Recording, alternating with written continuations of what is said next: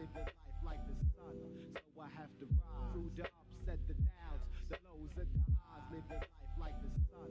So I have to rise through the ups and the downs, the lows and the highs, living life like the sun. So I have to rise.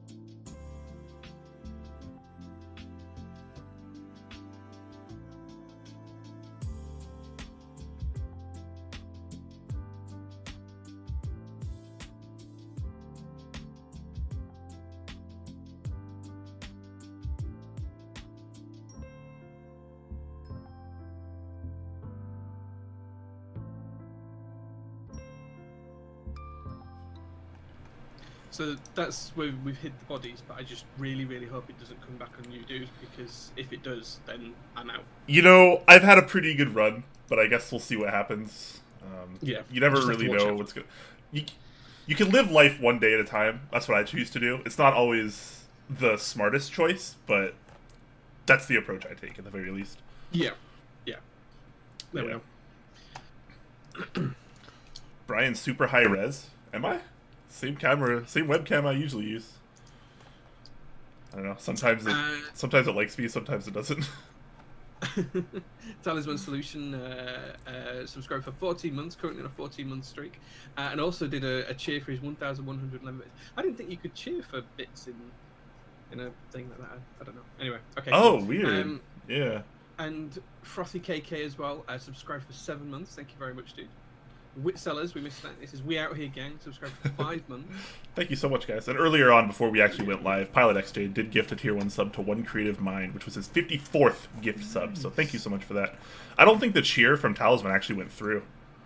Yeah, I don't think they do. Because it didn't update the leaderboard, and it didn't actually like show the thing for it. So I'm gonna. Oh wait, it did. Maybe it did.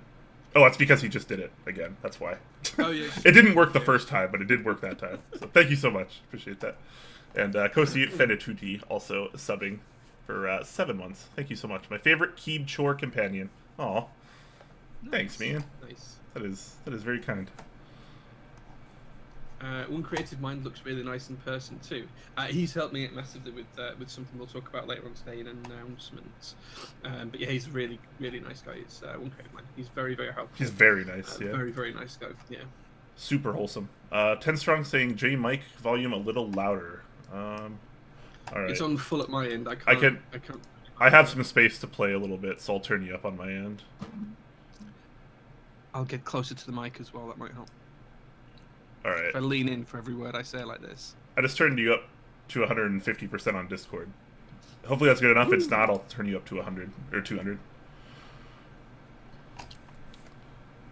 All right. So let me know if that's better, guys. Hopefully it is. What's that? Talisman says he's getting around. Well, that's your personal life, dude. If you're getting around, man, you keep doing that. Yeah, you live your life, man. You live your best life. You live your best life. Yeah. As far as we know, generally speaking, we only get one life, so maybe make it the best you can. Mr. Keebs subscribed tier 1 for 8 months. Thank you so much, man. Good evening to you as well. Nice. And Switch Keys AU as well, continuing the gifts that they got from 159, so thank you very much for that. That's very nice to see. Very nice. The stream is looking so crisp. There's we changed nothing. I don't think. You look a little bit better than usual for me too. I think it was something in the settings that you were fiddling around with before. Yeah, so 2 things on that actually. I actually changed some of the settings in Streamlabs last week. So on your end that should have updated as well, because the way Streamlabs works, it takes the settings and shares them globally across the logs. So I did change that on your end, which should make my video a little bit crisper. And then I also just tweaked my camera a little bit as well in terms of brightness and things. Yeah. Well, we have 80 viewers and we haven't even officially gone live yet. That doesn't usually happen. Wow. Yeah. That's almost scary. I wonder if something's going on and we're not aware of. So people are expecting us to talk about some drama. Yeah, there's going to be like drama that people want us to talk about, and I don't know. Yeah. I don't know. Kyrum says, Jay, what webcam do I have? So the one I'm using right now is the Brio 4K camera, which is exactly the same camera as Brian's using. But you have to remember that my stream is actually a video call to Brian that Brian then imports into Streamlabs. So my video is always going to be slightly worse than Brian's because it has to be transcoded. It's like 3 layers, 3 or 4 layers of compression, whereas you only get 1 or 2 layers of compression from mine. So I should look a little bit better. I do have my lights on, actually, my building lights, which probably helps a little bit. Yeah, I have mine. Stream lights in the ceiling. People ask me about marshmallow switches. I made an announcement in the Discord. I've been getting, like, 3 to 5 PMs a day the last, like, 2 weeks about marshmallow switches. And I I'm gonna have a review done, guys. I made the announcement in the Discord. I have the Switches on hand. I put them in a build last night. I'm currently typing on them right now. They're in my Hot Swap M60A from RamaWorks. Got the stock marshmallows in there right now. You can't see them obviously, but I do have them. Here's the remnants of the pack. But yeah, I will have my review done before the group buy ends, guys. So don't worry. You will have my full unadulterated thoughts. Can you do a quick one-line hot take on them? A quick one-line hot take? I did my first impressions already.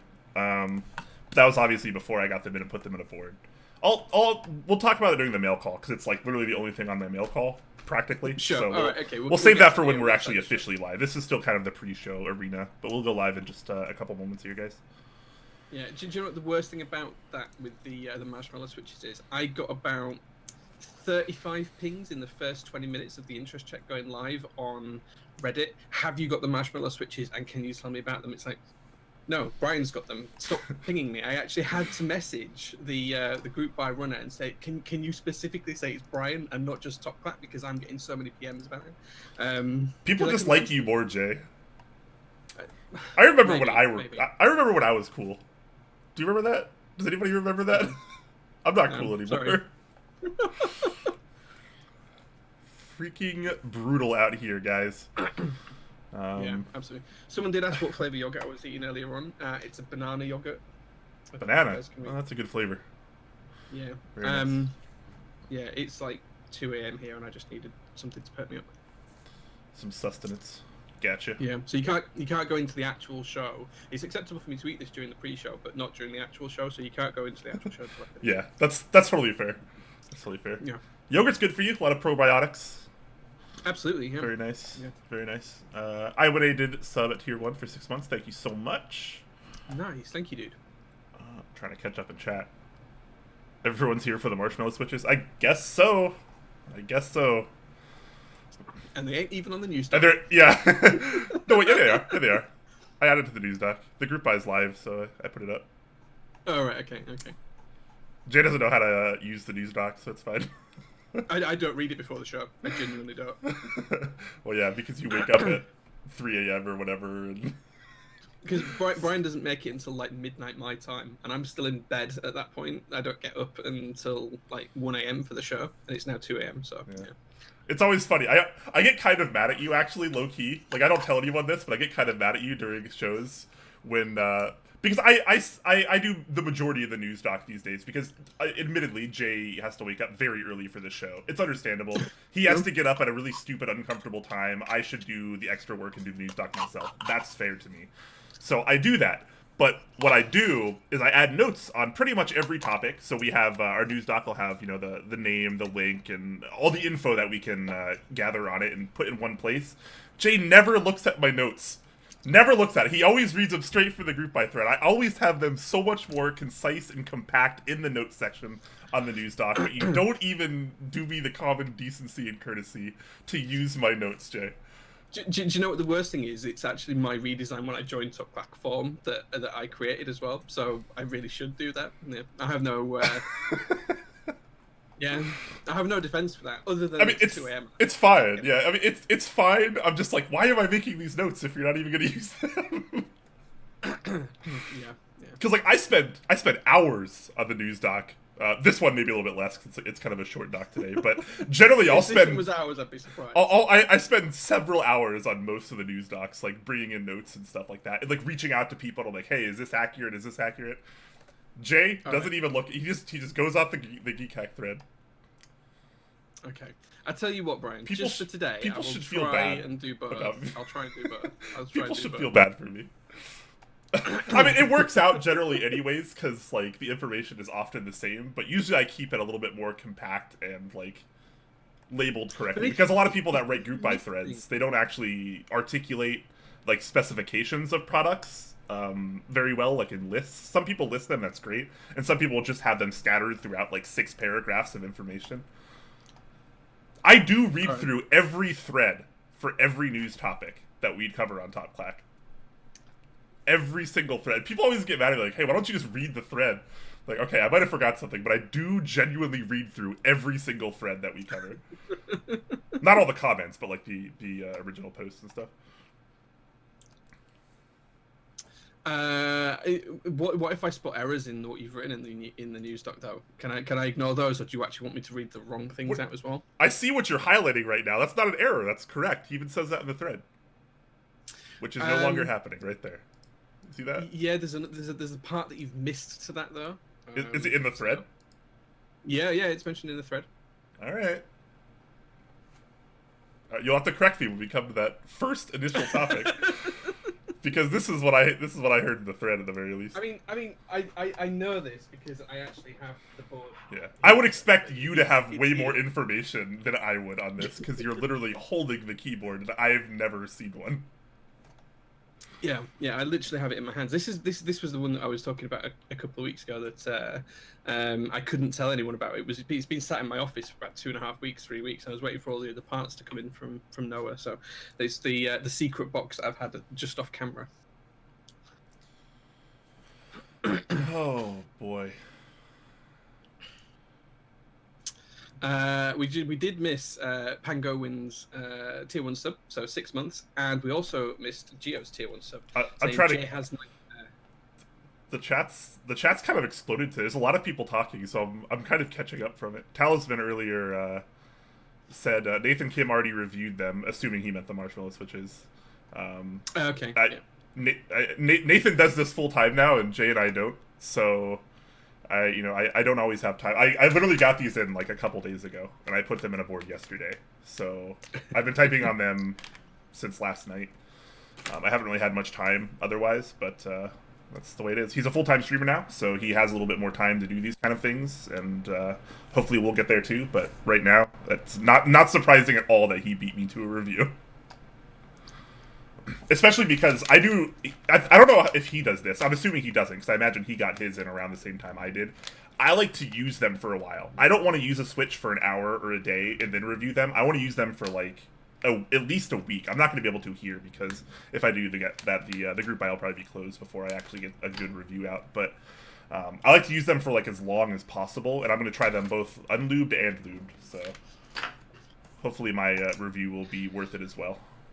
If I remember rightly, I didn't see the whole of Nathan's stream. I think he only had like a handful of switches anyway. I don't think it was like a full board's worth. Oh, really? Because I've had my first impressions up for like over a week now.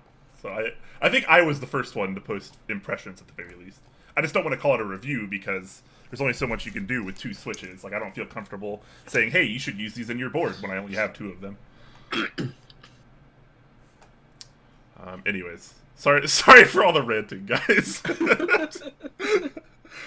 Truth be told, I'm actually in a pretty good mood right now, so I'm not trying to be apart from the rant at me. Last week you started off with 2 compliments to me, and you even got called out on YouTube comments about that you were nice to me for a change. What do you call it, Jay? Is it a shit sandwich?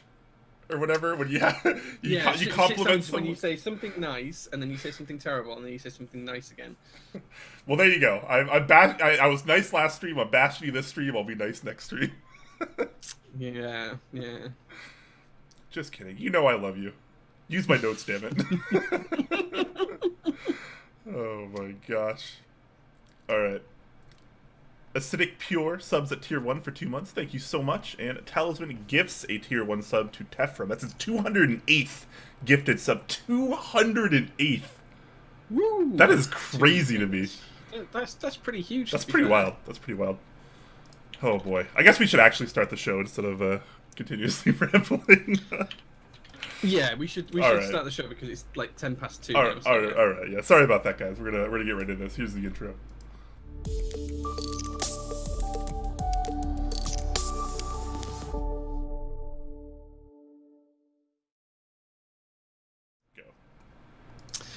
Good evening, good afternoon, good morning. Welcome to this week's episode of Top Clack. You've got myself, Jay, and you've also got the wonderful. In fact, you know what? You've got the arrogant today, Brian. I would say is my quick hot take on that one. But welcome to the show. We're really happy to be here. We're really glad to have everyone on board, and we're going to talk about some keyboard stuff today, which is quite unsurprising for this stream. We very rarely do that, so. into some keyboard talk and try and bring you all the latest news. And I'll try and stick to Brian's news doc. I've got it open separately now, so on a separate screen. So if you see me looking to the side, it's because I'm actively looking at his notes. So there we go. Yeah. So every time you don't see him look to the side during a news topic, you punish him in chat. Just completely berate him in chat. That's how this is going to work today. Except for don't. Just kidding. Berate him with comments because he looks so lovely today. Shout out to Ramai with a Twitch Prime sub. Thank you so much. We are going to be talking about keyboards today, guys. Believe it or not, yes, I do promise. Our news doc is relatively short, so expect a sub 2-hour episode. Probably, I say that, but we'll probably trail on to 6, 8, 20 hours probably. So we'll see what happens. But yeah, 20 hours sounds about right. Yeah. As is tradition around here, we are going to start with a little bit of a mail call, which is going to be pretty short and sweet today, in keeping with our news doc theme. So I will start us off this week, just because everyone has been asking me about them. I have got the Marshmallow switches. You'll notice there's only a few switches in here. That's because I'm actually typing on them right now. I have them in a hot swap board. This is my M60A from Rama, and I've been typing on them since last night. And I've been gathering my thoughts and taking notes and such, and everyone's been asking me for my opinions and my full review on them. It is coming, guys. Stop asking me. Please stop asking me. Please. I swear to you it's coming. I put the announcement in the Discord the other day. It's coming. I will be talking about the Marshmallow switches very, very soon. I will have a review up for them after I use them for a couple days. I'm going to lube them. I'm going to use them for another couple days, and I'm going to put out a review. A full overall review, and then you guys will have your chance to decide if I am full of shit or if you agree with me, and then you can choose to buy switches or not buy switches, because that's the whole point of a review. So cool. Bam, and are you going to give us a hot take later on when we actually get to that section of the news doc? Sure. Yeah, I'll give my initial thoughts of full board typing when we get to that on the news doc. It is our news doc, and again, it is quite short today. Excellent. Okay, great. Oh wait, hold on. It's not keyboard related, but I'm kind of excited about it.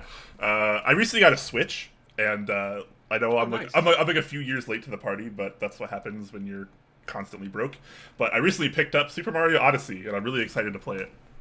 Nice. Yeah, it's good game. I've been playing quite a bit of Luigi's Mansion. If you get a chance, you should check that out as well. That's really good. I will. I managed to score that for $30 on Reddit, so nice. got a solid price.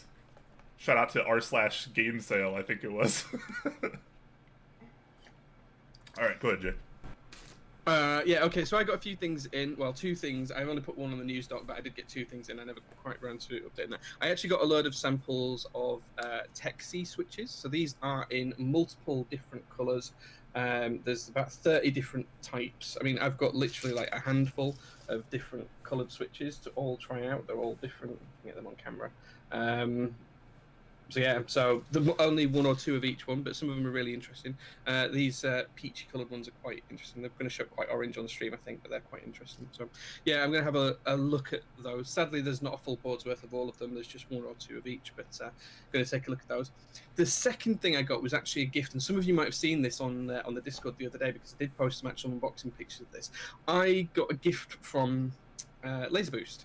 And the reason for this is because I was speaking to Joan, who runs the Laser Boost community side. So she's the one that does all of the posts and all of that you see all over Reddit and things like that, and social media. And I was speaking to her just before I went on holiday a few months ago, and she wanted to build a board. So I was asking her about what type of board would she like and all of this. And it turns out that pretty much what she wants, I have in spare parts lying around. So I said, I'll just do you a build stream. I'll just build you a board from all these spare parts, and I'll send it to you because you've been really kind to me over the past few years, and I'll make you a board. And she said that was great. That was fantastic. And she wanted to send me a plate that she wanted for her layout, which she absolutely did. So she sent me this plate this week, which looks perfectly normal, perfectly acceptable, nice brass plate from Laser Boost, which is great. But it came in a package, and that package was about 75 centimeters long by about 45 centimeters tall and about 10 centimeters deep.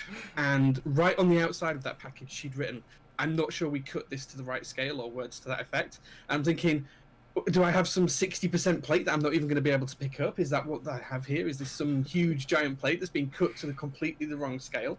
It turns out no. When I opened it, the plate was right and was to the correct scale.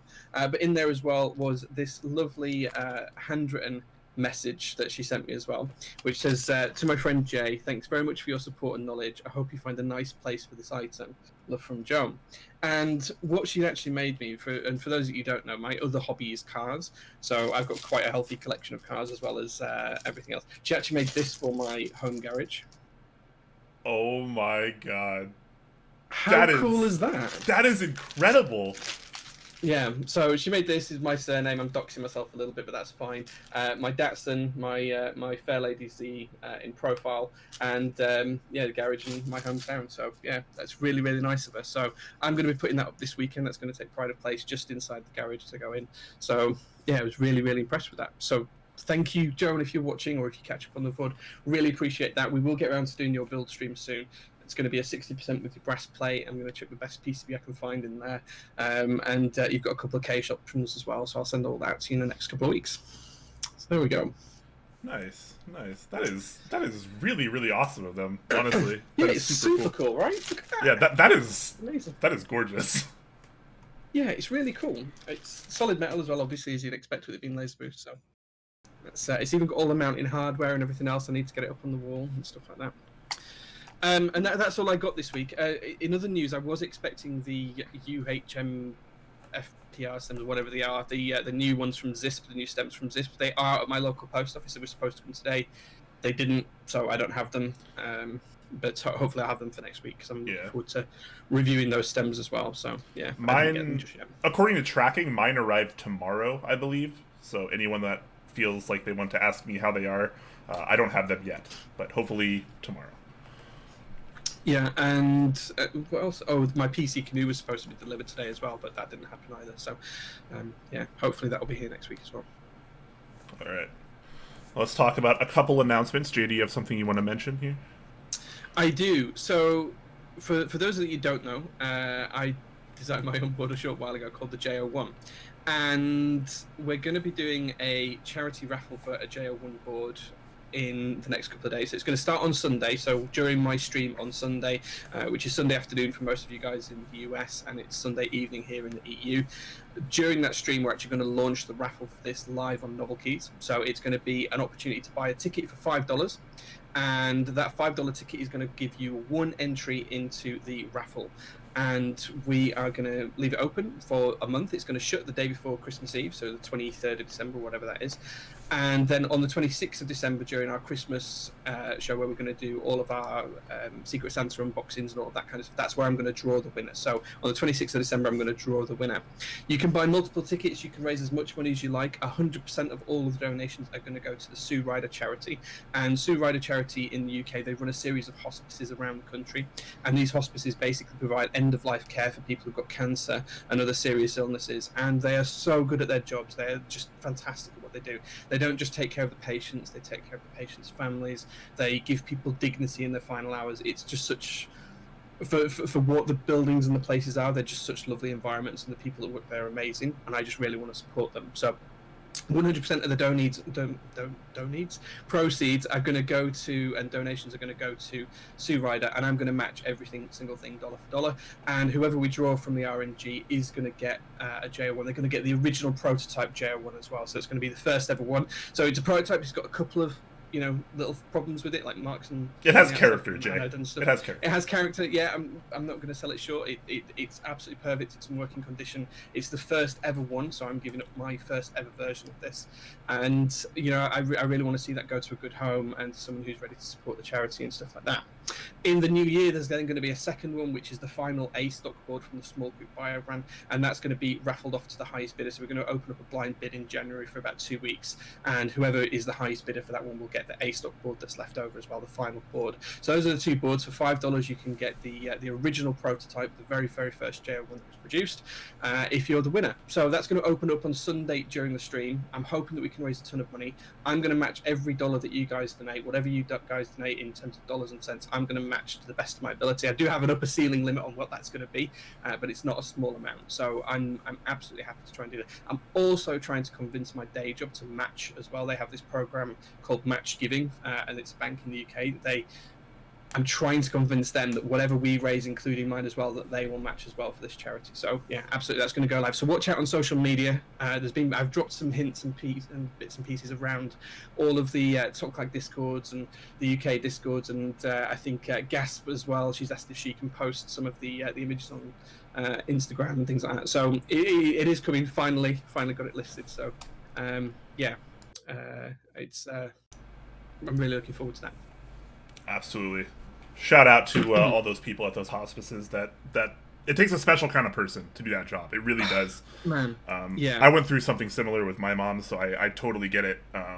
Those kind of people are just the wonders of the world. It's incredible. Yeah. Absolutely incredible. Nothing was ever too much for them. Like we were there for like 6 days straight. I mean, you remember, Brian, because I was messaging on and off at the time, and you know, I just wake up in random places around the hospice where I just crashed. I'd just sat down for 2 minutes and then I'd fallen asleep because I was not on a proper sleep schedule or anything like that. And wherever I woke up, I'd always wake up with a blanket around me and a glass of water on the side. And they would always make me a cup of coffee no matter what time of day it was. They wouldn't even ask half the time. They'd just bring and say, "There's a cuppa for you," just to try and cheer me up. They even told me when I needed to go get a shower because I'd just been sat there for 4 days and not had a shower. Like, you need a shower, and then they marched me off and gave me clothes and everything else that I needed and stuff. And they just really, really looked after everyone. It wasn't just me and my family and my mum. It was like everyone who came and visited, they looked after really well, and they actually gave my mum so much dignity at the final hours and things like brushing her hair and just really looking after her and singing to her while they were doing stuff. I just genuinely don't know how those people do it. I just don't. So I want to support them as much as I can. Literally angels. Yeah, absolutely. All right. As wholesome as this is, we do have to move on to our news doc momentarily, but quick shout out one more time because it is ending in just a couple hours, guys. We are doing a Top Clack Secret Santa.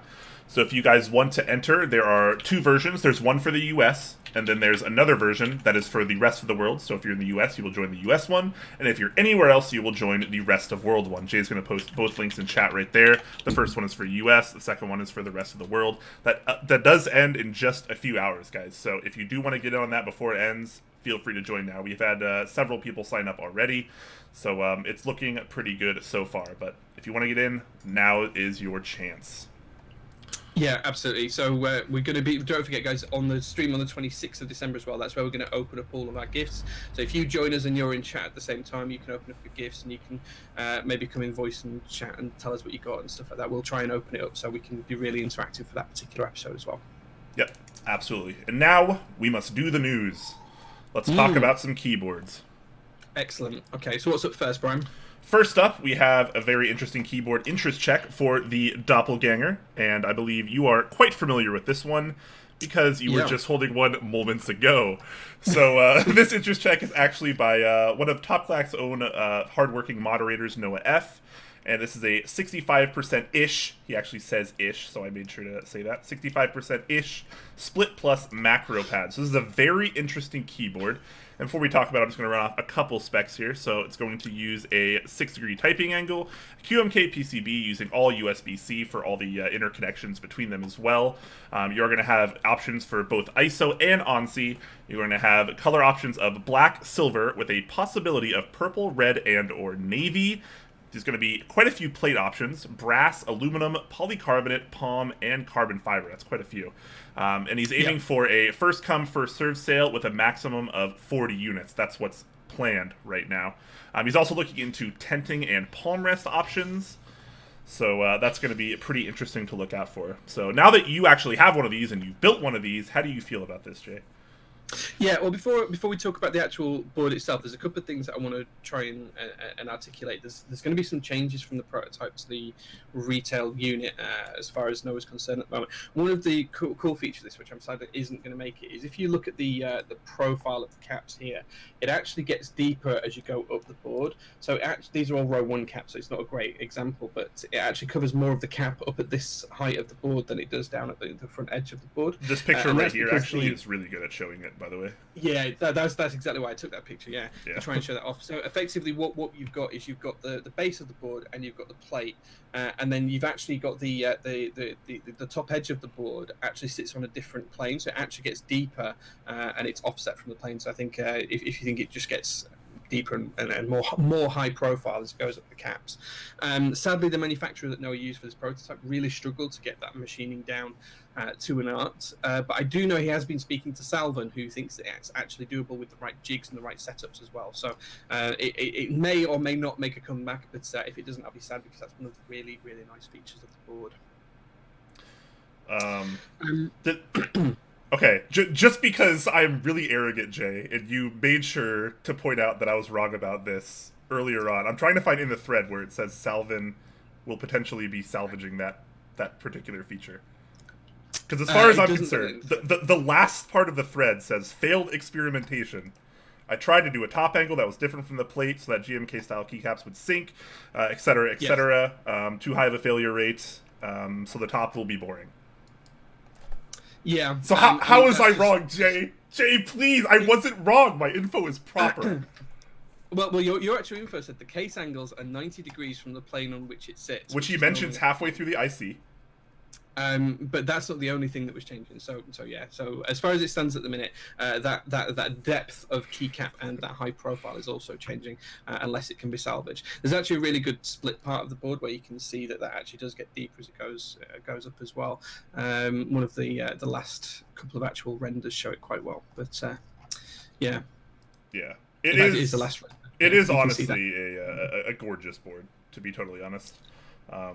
I hope they are managing to salvage that with Salvan, because I do think that feature is pretty awesome, and that particular picture that shows it off really well, I think it does look pretty glorious. Obviously, it's going to be a higher failure rate. It's a little bit more difficult to do because almost all of our keyboards done these days are angled in the same way as, the plate is angled the same way as the keyboard. So, the entire keyboard is going to be 5 degrees or 6 degrees or 9 degrees or 12 degrees or whatever. But here he was trying something a little bit different, which we don't usually see. And for that alone, I like it. Yeah, it is really nice. It actually leads quite well to a really interesting typing feel as well, because especially when you're on the edge of the case and you're kind of putting your I rest my pinkies on like gaps like this quite often when I'm typing or when I'm pausing between typing, and just the fact that you can feel that it hugs the keycaps a little bit more as it gets up to the top of the board just feels really nice from my perspective.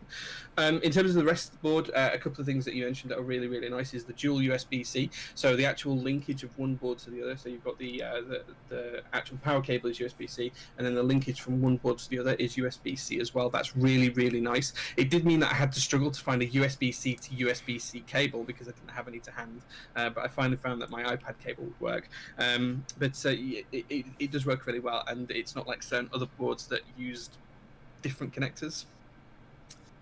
I'll leave you guys to guess which. You mean you don't like SATA connections on your split keyboards, Jay? I would say it's not the best. As it turns out, there is way better options. So many better options, including TRRS and USB-C. Amazing. Yeah, it is interesting. It's in terms of other things about the board as well. I was genuinely really impressed with this. And if you guys are watching on stream, it was actually it's only the second board to do the J score, but it was the first board to get an A in terms of the community score as well. So yeah, really, really impressed with the board. It feels nice, it looks nice. The designer behind this is Cable Car Design, so it's Max who did the Prophet, did the Anzi, and a few other boards as well, the Cypher. So he really knows his stuff, and yeah, it's come out really nice. Seamless design as well, so the only seam is on the bottom, so there's nothing on the edges of the board. It's just genuinely lovely. Yeah, absolutely. And this is a fantastic interest check, by the way. Tons of information, tons of pictures of the actual prototypes, including renders. Link to the build stream that Jay did. Absolute fantastic. Love seeing interest checks like this. One thing I was a little curious about, these little designs up in the blockers on the top left and top left and top right of the keyboard. Is there something beneath that, or is that just kind of gently engraved in there? Because it almost looks like there's something underneath it. So it actually goes all the way through the board, and the idea, it's not on the prototype, but the idea is on the production ones. There'll be like a small insert which will diffuse light from an RGB LED under there. It doesn't look quite right on the prototype at the minute because there's no diffuser in place. That part hasn't been machined and made yet, but it is what no one wants to put in there. So it will have very similar to like the Space 65, where their LED strip had the diffuser on it. The Matrix that I built a couple of weeks ago, where it had the diffuser on it, it'll be very similar to that, and it'll be quite nice for those areas. The other thing as well is that it's actually going to make those bigger. So on the board itself at the minute, whilst the two on opposite sides are exactly the same, the grills are identical, they look slightly different and they don't look quite right, because the macro column on the left kind of has an upward shape to it, and has one key at the side of the grill, so it doesn't look like it's the same size as the one on the right hand side of the board. In practice it is, it just throws your eye off a little bit. So he's actually going to increase those so that they're actually the width of the column rather than the width of the keycaps.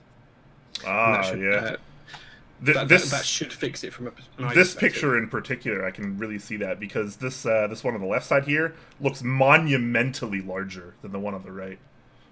Yeah, but they're identical size. It's just a trick of your eye from the layout of the board. So he's going to increase those so that they're actually the width of the column, and that should settle people's eyes down as well. So yeah, very cool. Let's talk about the layout for a second, because the layout is pretty unique as well. How have you been adapting to this? Yeah, so in terms of the layout, I really enjoy it. I mean, this one is built ANSI, which I struggle with, but that aside, because that's a non-issue for me, I've always liked exploded 65%, so that's why I designed the JO1 and made that, having the arrow keys and then the right-hand column separated from the main part of the board. I've always really liked that. The CA66 did it really well as well, so I really enjoy that. I also like macro keys on the left-hand side of the board, because I have a ton of productivity stuff that I like to map to them. I haven't mapped this to them because it's Noah's board, and I'll be sending it back to him tomorrow morning. So I haven't used those as such, but I do really like them on the side. Other than that, I think the layout works well. I'm really proud that he didn't put the 2 B keys on there, because I detest that as part of like the Alice splits. I was just going to mention that. Yeah, I really detest that personally. I mean, using a split confuses the hell out of me, because I rarely use my VEA anymore. So if you watch the type of stream where I tried to move the boards apart, my head just couldn't quite fathom it on the stream under pressure. But I have been using it split for the past couple of days, and I've been getting better at that. And I think it's helping me to learn how to type again as well. So yeah, I'm really impressed with that. I do wish that the bottom row was slightly different. I'd rather have the one new key here as a 1.25 and just change the bottom row to accommodate that. So I don't know if there's any other choices that Noah's going to add. As far as I know, it's just a single fixed bottom row at the moment. Yeah. Are these what are the spacebar sizes? Is this 225 and 275? Yeah, 225 and 275. Yeah. Okay, so that's to accommodate your shift keys if you don't have a set that has spacebars of that particular size, which we are seeing a little bit more of now. But it didn't used to be the case until recently. But pretty friendly layout, all things considered.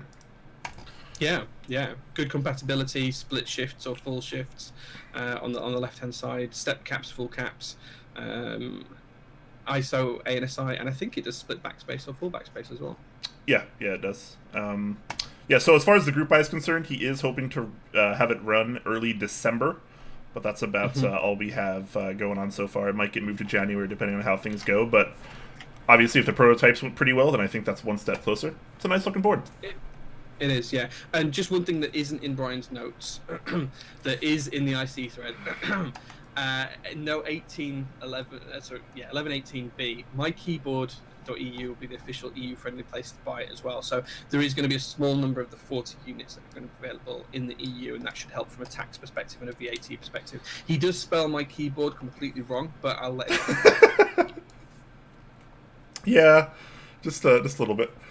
Like Kia or... There's actually oh man, I forgot. There's something in the news doc today where someone spelled Europe wrong.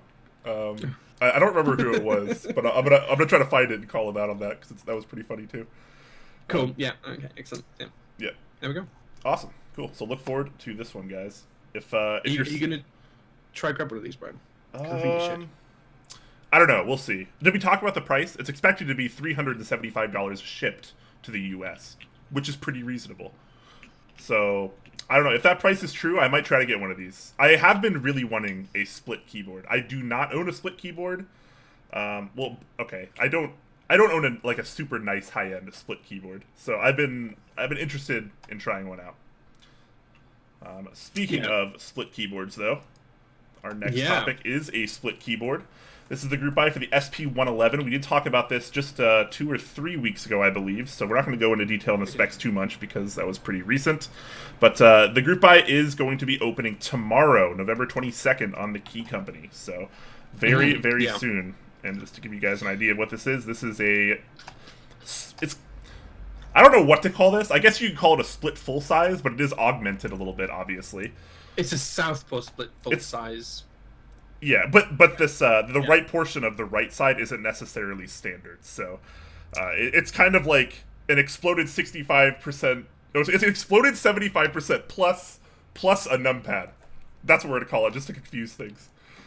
Maybe. Yeah. Okay.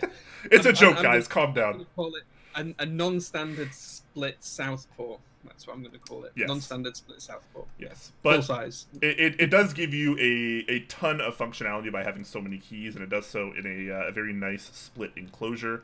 Just a couple notes on it, though. We're not going to go too into detail, like I said before, but it is going to use a 7-degree angle. It uses all USB-C interconnections and to your PC and such, just like our last board that we checked out.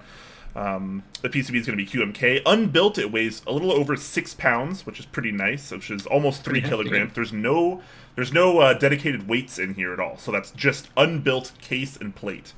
So not too bad. And there is not going to be a unit cap. So if you want this and you can afford it, you're going to be able to get it. Pretty darn easy. It's going to be open for a month starting tomorrow. Yeah, one of the things I do really like on this board is the fact that it's got the plate visible all the way around the edge. I've always been a fan of showing off brass and things like that on black boards, and I've got a few boards that do that. The ANSI did that kind of accent really, really nicely as well, and I think this kind of carries on that tradition of doing it too. I also like the fact on this one that you can get your fingers under the edge to pick it up, because the base is kind of a drop-down block that comes off of the top of the case, so that's also really rather nice and quite unique as well. I think the shape of that's quite unique. So, yeah. Yeah, I think it looks quite good. It is sandwich mount, obviously, as you can see, since you can see the plate through the case itself. And it's going to start at $399, so that's the starting price here. So definitely not a terribly cheap board, but it's a lot of board. Yeah, I mean, I've never used a southpaw for more than maybe 10-15 minutes. So having the numpad on the left does strike me as unusual for my particular workflow, but I can see why it makes sense though, because you can use the mouse as well as using the numpad all at the same time, right? Yeah, I'd like to know what a southpaw board feels like, but I've been waiting on my southpaw full size for like about 1.5 years now almost. So I think I thought someone was picking it up from SoCal for you. They decided not to do that anymore. Is what happened, I think, but. He does the group I runner does actually have all the boards as far as I'm aware. He just hasn't actually sent them out yet. He's been busy with school and stuff like that. So hopefully soon. Hopefully soon.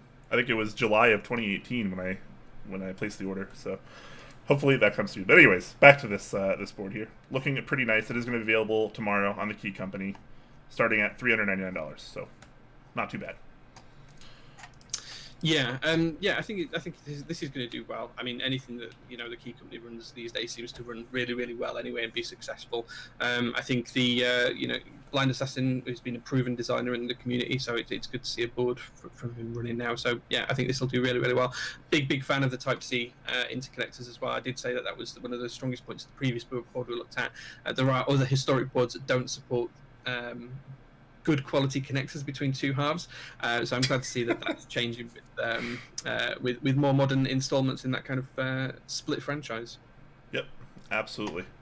All right, moving on to our next board.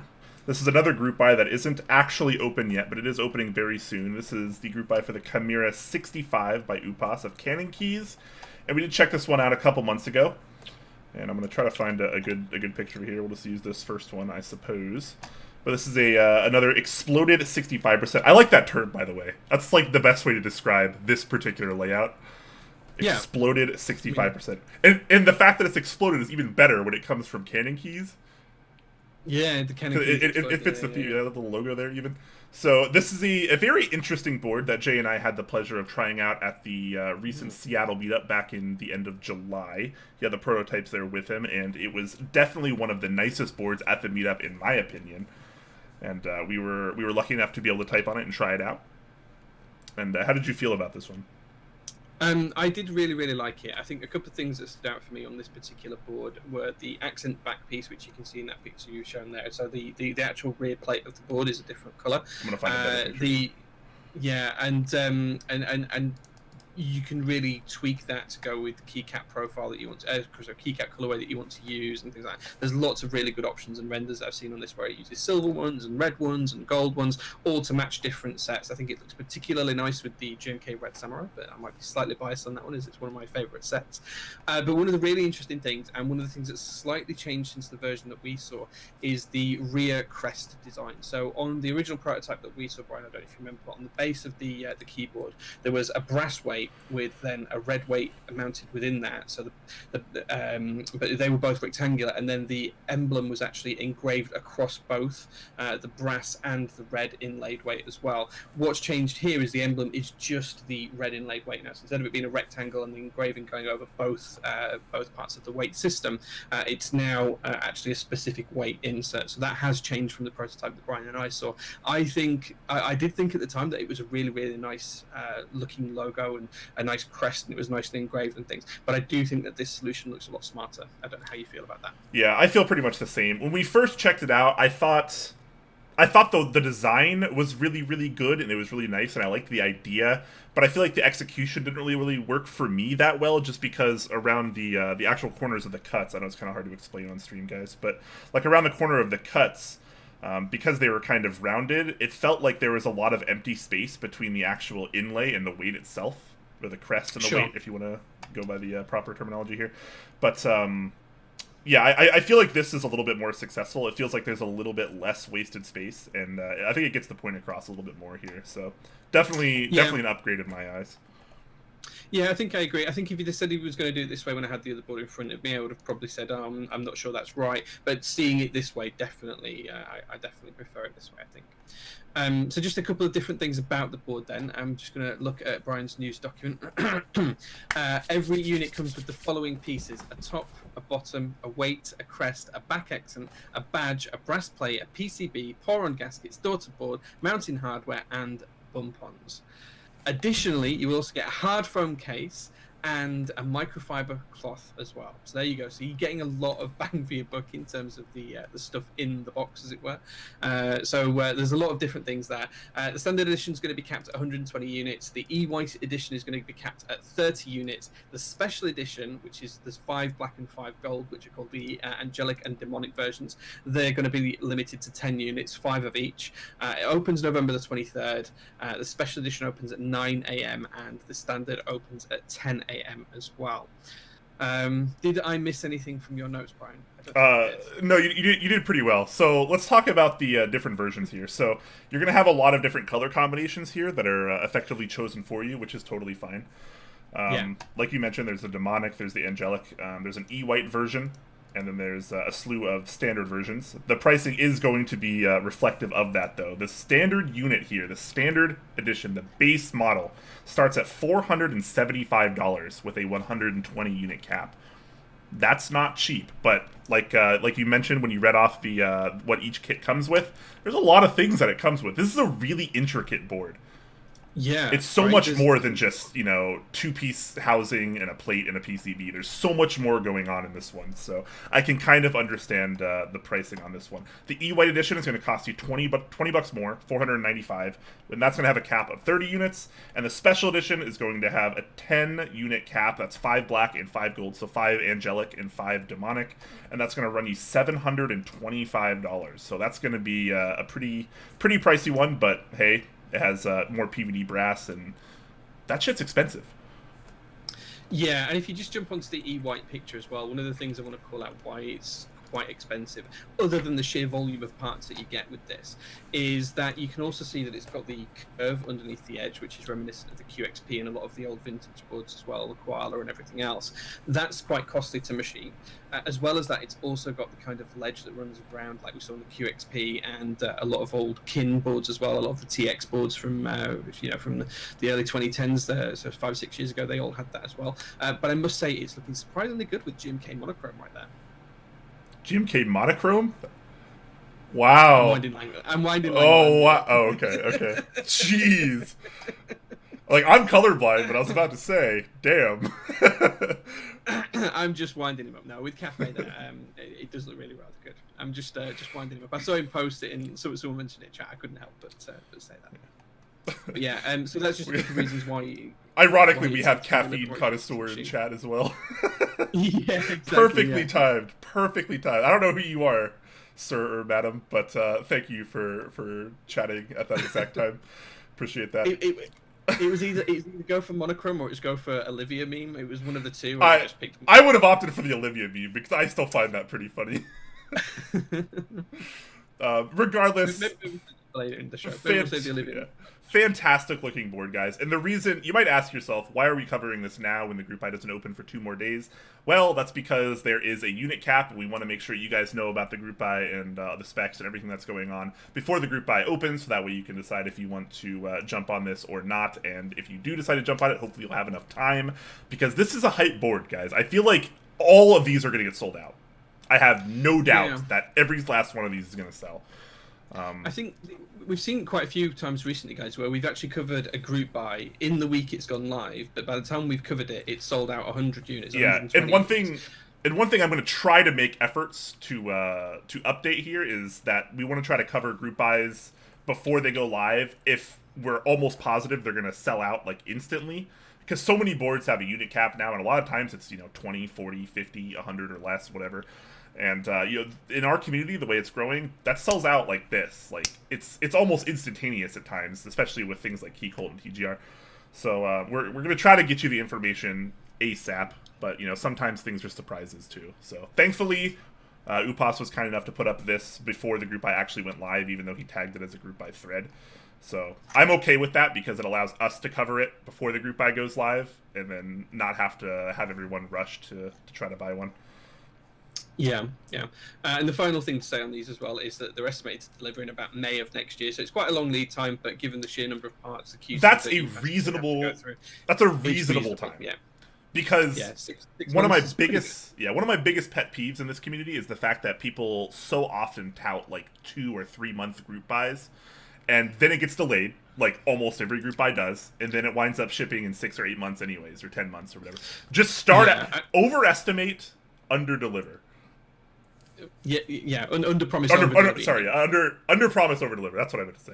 But it's so many times group buys get delayed, and oftentimes it's on the manufacturing side. There's not a whole lot like vendors can do at that point because you're left at the mercy of the manufacturer. But just give me a reasonable timeline. Give me 6 months, and if it takes 4, how hyped am I going to be for it? Absolutely. And if it takes 8, okay, whatever. It's not that vicious of a delay. But when you quote me like a 2 or 3 month group buy time and it takes 9 months or a year, I get really much more salty about it. So definitely overpromise, underdeliver, IMO. Yeah, I think the thing with that as well is that real life happens. Sometimes it's not the manufacturer. Sometimes things just happen in your life. You go through something, or you have to move house, or you have a breakup, or something happens in your personal life that impacts this stuff. We all have real lives around this, and even for the people that are doing this full time, like a lot of the vendors now are, things will affect that timeline. So I think building some fat into the plan, as it were, to use business speak, is quite a good way of managing people's expectations, and that way you can easier under promise and give yourself more maneuverability to try and accommodate those timelines. And if it happens to go faster, great, and if it doesn't, well, you've built that time into your plan anyway and you're using it up, so people aren't expecting it too much. So I don't want to go on about the Southpaw group buy, but it's probably a really good example of where that has impacted your Brian. It probably has left you a little bit salty. You're still excited for the board, I can tell, because you wouldn't mention it if you weren't, but I can tell from the way you're talking, it's like a little salty. Yeah. Fire Bazooka says he's cocky today, boys. You're damn right I am. I'm feeling feisty today. He's feeling feisty, yeah. He needs 15 minutes in a quiet room, I think. Yeah, maybe. What's your just out of curiosity, what's your favorite colorway out of all these options? Okay, so this is really difficult for me because I have. I don't mean this to come across the wrong way, but I have so many different boards. I probably have most colorways of something now. If I've got a white board or a black board or whatever. So I tend to try and pick unusual stuff. For me, if I was going to pick any of these, I'd probably go for the dark grey and the lilac, just because it's something I don't have in anything else. It's unusual, it's different for me. If I was just going to go on what I personally preferred, it would probably be the white and the brass, or the blue and the silver. But I think if I was going to actually pick one up, which I might do, I would definitely go for the lilac and the dark grey, purely because it's something that's different and unique, and I don't have anything that looks like that in my current collection, and it'd go really well with GMK Taro as well. Yeah, I'm actually a really big fan of all of these colorways. I think they look freaking amazing. I think Angelic might be my favorite. I wish the black and burgundy had the picture at the same angle as all the other ones have. That shows the back piece a lot better. The black and burgundy has this top-down view, and you can't quite see the back quite as well, which is kind of a bummer, because literally all the other pictures are effectively the same angle where you can see everything. So I'm a little bummed about that, but I don't think that'd be my favorite colorway anyways. I really do like the Angelic or the Navy Silver. I think it's freaking divine. Okay. Yeah, I mean, I like the Angelic, and I like the E-White as well, because the white and gold classic. Yeah, it works really well, and you can chuck anything on that board and it's going to look good. It doesn't matter what colorway you pick, anything's going to go with white and gold. The same with black and brass, everything goes with that. You can't pick a bad combination with it. So I think if you want to play it safe, it would be that choice. For me, I'd probably want to go a little bit more adventurous with it and probably go for the lilac one. Yeah, lilac color we don't see terribly often, so that does look quite gorgeous. Especially with what is Cat Eternal? Is that what this is? Yeah, it's Cat Eternal on there. That is great beautiful. With Taro as well. That's what I'm looking at, Taro, for it, because but that does look great as well. Yeah, especially with the novelties. It actually really works well for the novelties. So a lot of times you see boards that have got a load of design affectation, and I know we're digressing here. So this has got you kind of like the back panel, it's got the Canon logo, it's got the curve edge that we talked about, it's got the lip all the way around. Usually boards like that tend to work better with quite monochrome type sets, quite plain and limited sets, but this one actually seems to work really, really well with all of these key sets, with the with the novelties on and everything else, like the navy and silver one with the I can't remember what the name of the keycap set is on that one, but with like the trident on the accent, and then the Atlantis, Atlantis on the space bar. I think it is that Atlantis, something like that. I can't remember. Someone in chat will correct us. It's fine. Yeah, they will. Underwater Eternal. Underwater Eternal. That's pretty good. Atlantis, yeah. That's pretty good. Yeah. It's also a lovely set, though, and you're right. It does match very well here, and it's interesting that we think about that, because that's something that I feel like we haven't really done a whole lot in the community. Usually, it's like you have a board, and you either try to match a key set with it, or you try to contrast with it. And it's usually very either on or off sort of thing. It's not like you take hints of each of the different colors here. And I think that's something that you're kind of pointing out pretty well here. Not only the navy silver, but particularly the gray and lilac. It just fades so nicely between all these colors. It really is right. This is like some of the best matching I've ever seen for a keyboard. It's quite possibly one of my favorite colorways I've seen in a board. Is that whole lilac? Exactly. Yeah, it really gets it works really well. Yeah. It's super pleasant on the eyes. Yeah, absolutely. I think if I was going to pick a board that would go with anything, I'd probably go with the E-White, the Angel, or the Demonic, because they will go with anything. You can put anything with those. If I wanted something specific, I would definitely go with the Grey and Lilac. And right now, where I am with my collection, there's no question it would be the Grey and Lilac. Stop! You guys are selling all the lilacs. Now that I'm actually looking at it, and Jay and I are talking about it, I feel like this is actually the strongest colorway, the gray lilac. I'm not wrong, right? It is. It's the most unique, and if you plan to get Cat Eternal, look how good your board is gonna look. Look at that. That is sublime. Or Taro Round 2, that's just about to launch in the new year, so that'll work well. I think there's plenty of options with that. Yeah. All right. Well, let's move on a little bit since we're rambling here. This does open in 2 days, guys, on the 23rd. And actually, the timing is critical. So, 9 a.m. Eastern Time, the special edition goes live. 10 a.m. Eastern Time, the rest of everything goes live. So, make sure you're there on the ball with the times on the 23rd, 9 a.m., 10 a.m., depending on the version you're trying to get. Very, very important. Just to make that crystal clear, guys, if you want the special edition, the Angelic or the Demonic, that's 9 a.m. Eastern Time, and then the E-White and the Standard Edition are at 10 a.m. as far as I understand it. So that's the differentiation between the two. Yeah, he does say the group buy will be open for 2.5 weeks, which is nice, but let's be real, this is going to sell out in a day or two, if not less. So just keep that in mind, guys. Yeah, I really want Upas to give us a breakdown of what the color options are on that 120 units. So there's 120 units. How many of those are going to be lilac now? I mean, you can't really say that like we would influence that. I mean, it probably is the best colorway. The board sells itself. I feel like it doesn't really need us to try to do anything. This isn't. We're not sponsored by Cadet Keys or anything. We're not getting paid for any kind of promotion. This isn't even promotion. This is just news. But we just love this colorway. Yeah, right. It's just good. I would like to see that breakdown at the end, all jokes aside, just to see how many of each one did sell, how many navy and stuff like that. Yeah. Next week we should ask him and try to get that info so we can talk about it. Yeah, I'll bully him into telling us the answer to that. Yeah. Wow, Jay Bully? No way! I never thought I'd see the day. Anyways, you don't know, man. You don't know some of the stuff I have to go through. Let's move out of boards and onto some caps. Believe it or not, we're like halfway through our news doc already. Awesome. That's how quick it's going to be this week, guys. So this is an interest check for Cat SmolCadet. Yes, I said that properly. SmolCadet.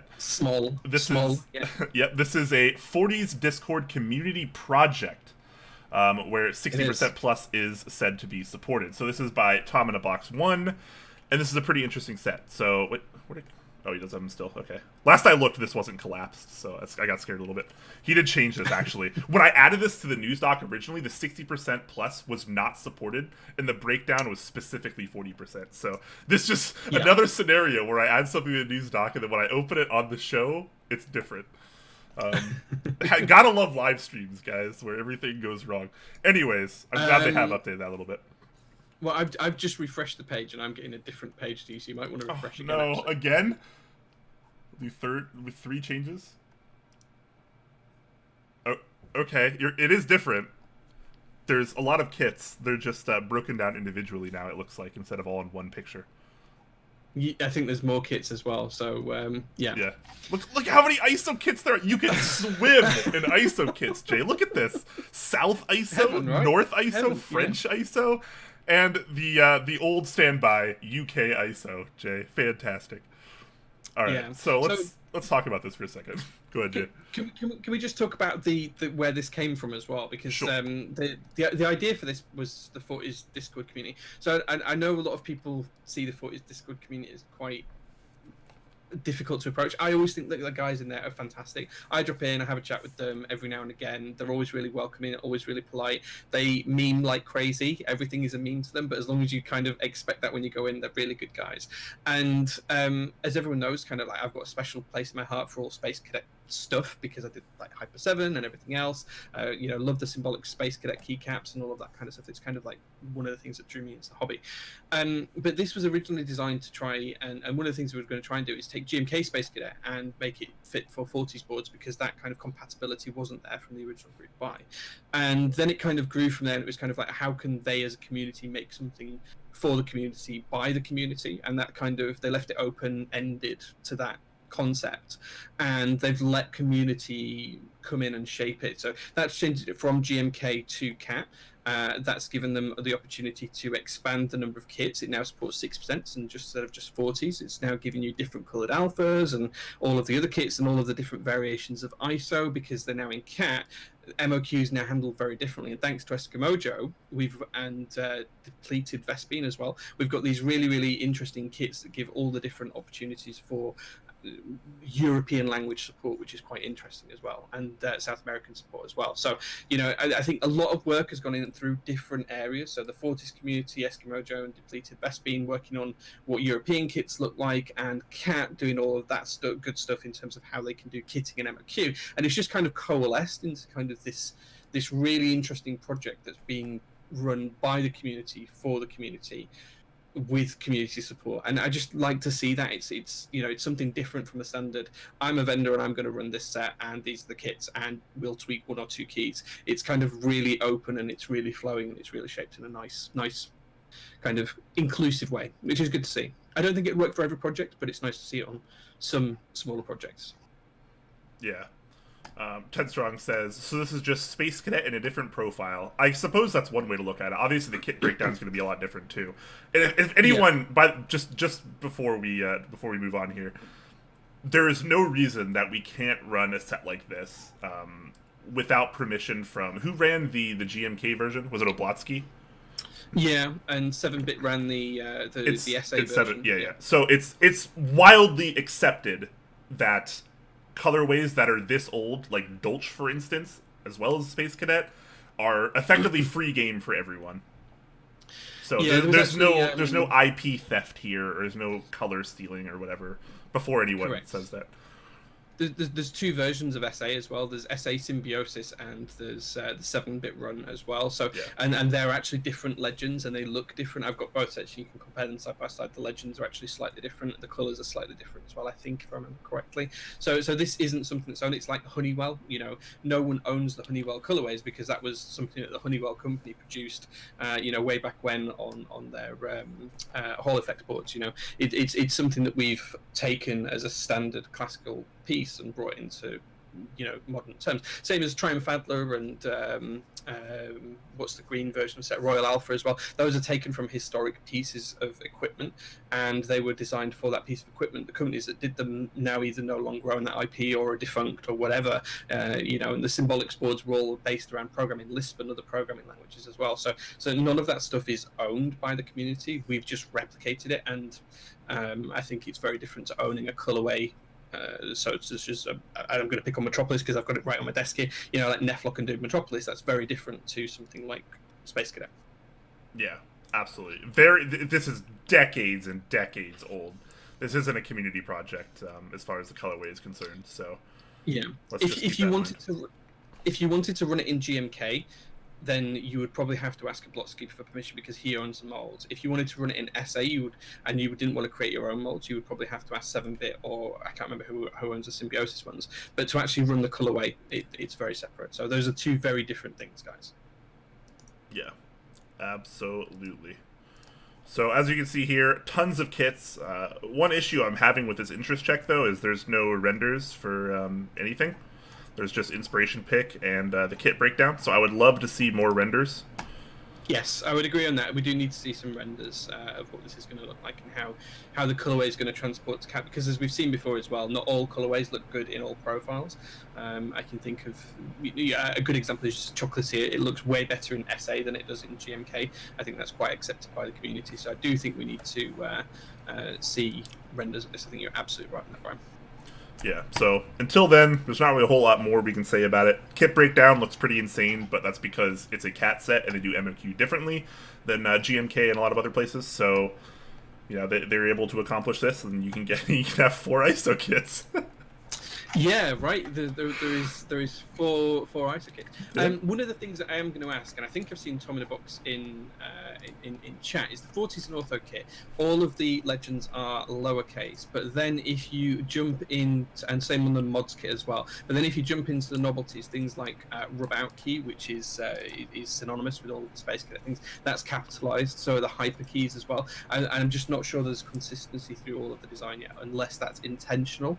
It may be. I mean, it seems like a pretty early interest check. There's not like a ton of information here, and obviously there's no real renders, so it's probably just another early idea, I would imagine. Oh, he's actually in chat. He says, literally zero thought about this before I posted the IC. Okay, well, there's our answer. Hopefully you update the IC. We'd love to see more about this project. I'm a big fan of Cat. I like Space Cadet a lot as well. Things are looking all right so far, so yeah, maybe get on that. And I look forward to the group buy. Yeah, I'll be watching this with interest from a personal perspective because I love the Space Cadet stuff and I love Cat, so I'll be definitely watching from that perspective. Interested to see how the legends develop. Interesting to see how the novelties develop.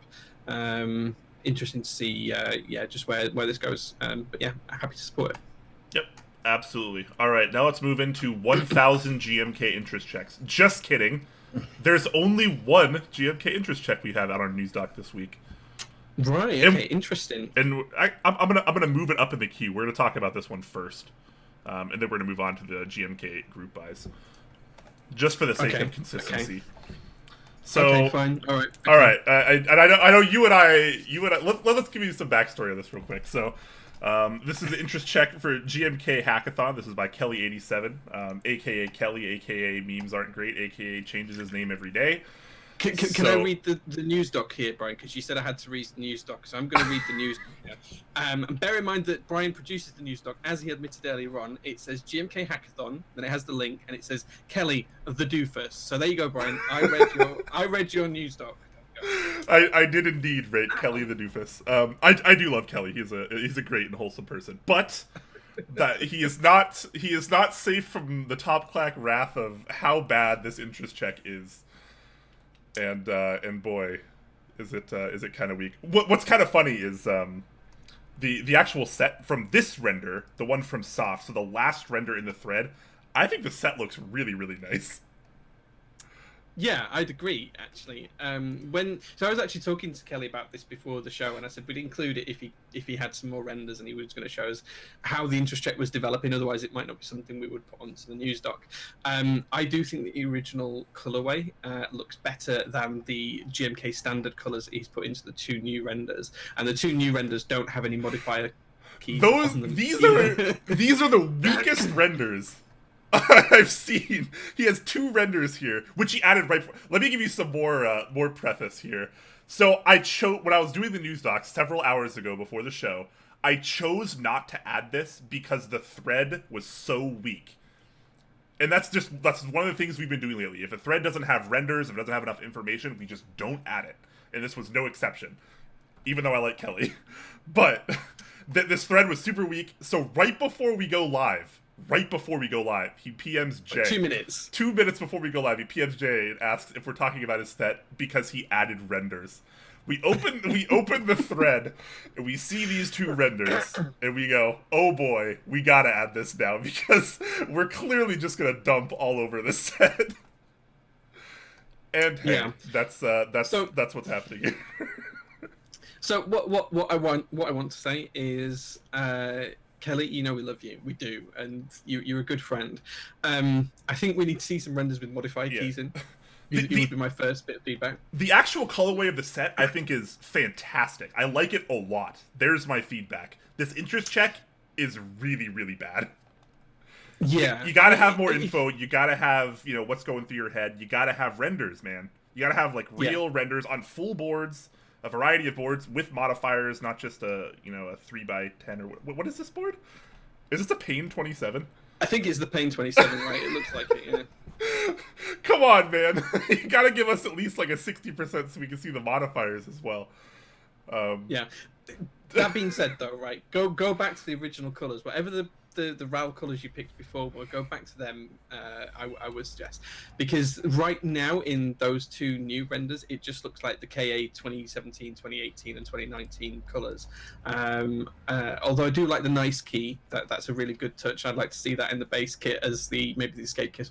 I do think that the original colors you had picked, the hex codes or whatever they were, they look significantly better. So I think Brian and I both agree on that. I also like text and icon modifiers as well. That's a good touch as well. I do like those. I think the base kit works just about fine too. So I would like to see it on a board. If you want some help getting some renders, I'm happy to help you do that, dude. Let me know. Let's see what it gets to. Yeah, so he has the keycaprenders.com breakdowns here with a single render. Like we've mentioned in the past, it is a good service. It's great for getting an initial idea for yourself. It's bad for promoting sets because it's not completely accurate. And as you can see in this picture particularly, you can see almost every cap has a metallic shine to it, which is not true to how GMK caps look in person. So it can be very, very deceiving.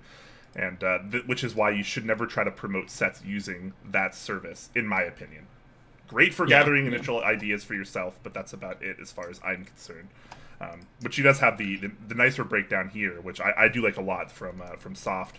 That's a good render, and I think the colors are very nice. But it like Jay mentioned before the stream, though, there's 5 renders in this post, and they look like 3 different sets or 4 different sets. They really do. Even being said, to my colorblind eyes. If you go back to the soft render, I think that has a lot of potential. I'd like to see you develop. Yes, I love that. That is a fantastic colorway. And just to give a bit of background on this as well, so Kelly's calling this GMK Hackathon because he was doing a hackathon with work, from what I understand. So hackathon in kind of technical terms is where you all get together, you start to look at problem statements that your company's trying to fix for your customers, you come up with some ideas, you prototype those, and you kind of have it's like a workshop for a couple of days where you try and go from having a problem statement to having a solution at the end of it. And I think that's a really good, way of looking at this interest check. You started off with a problem statement, you've got an idea, how do you then turn it into an interest check? You need to follow those principles of the hackathon, Kelly, and go through it. And I think that's really good. But I think the colours work really well in that original render. I think it's got a lot of potential, and I would probably buy that if it makes it to group buy. So, based off this render alone, just this render, I would buy this set. Just this render based off of. Absolutely, yeah. It doesn't have full UK ISO. Based off this render, I would not buy the set. The keycapsrender.com render, I would not buy the set. And I look at the pink. This looks so much darker than it does in the soft render. It's just a different color. The pink in the soft render is kind of almost verging on a hint of purple in that pink. It's kind of quite vaporwave in terms of the pink itself, whereas the pink in the newer renders is very much similar to GMK stock colors, I think, or it might even be GMK stock colors, but it's very similar to the KA sets that ran in China. So yeah. Anyways, let's stop dogging on this set. So we like one of the colors renders. We don't like all of the colors from all of the renders. But I do like the nice key in the nice key is nice. Yeah, that's literally nice is what it is. So very nice. Cool, excellent. All right, let's move on to a GMK set that is currently in group buy. GMK Sparta with Crusader Alex. This is live on the Key Company right now. It does use all RAL colors, very nice, and it has a pretty decent base kit. Well, this is a really low-res picture. What the heck? That one's not. It's just this one. Okay. Well, we'll have to bear with it because that's what's in this this thread here. But coverage-wise, looks pretty decent. You get basic ISO support. You get numpad. You get proper basic ISO support even with the numpad. Not proper basic ISO support is what I'm calling it. Not proper not proper UK ISO. Well, yeah, I mean, it's technically not proper basic ISO, but what I would say is it's the community acceptable standard of minimum ISO support. That's the generic. Well, no, the community accepted standard is if this key is also a pipe, right? No, that's the technical correct answer if you want to, because you can support. Right, we're getting into all of the ISO debates now. If you change that key on row 3 to the pipe key and you keep the full left shift in, you technically support the correct layout for US ISO, but nobody uses that apart from like 2 people. I've never actually seen anyone use that on a board. I've never seen a picture of someone's board with that on that was built by the community. I've only ever seen like productionized boards with it on. But what people do like is the keys that you would get in the row 3 and row 4 position from the UK ISO, but without the numero keys as minimum acceptable standard. That seems to be acceptable to the majority of ISO users in the EU, where there are more ISO users per head than in the US, because US ISO is such a small niche of a niche of a niche that it's almost uncountable in the community. So yeah, so it's not technically correct, but it's actually the accepted minimum kind of expectation for most ISO users. All right, so back to the set itself. It does support ISO in some format, as Jay has just mentioned.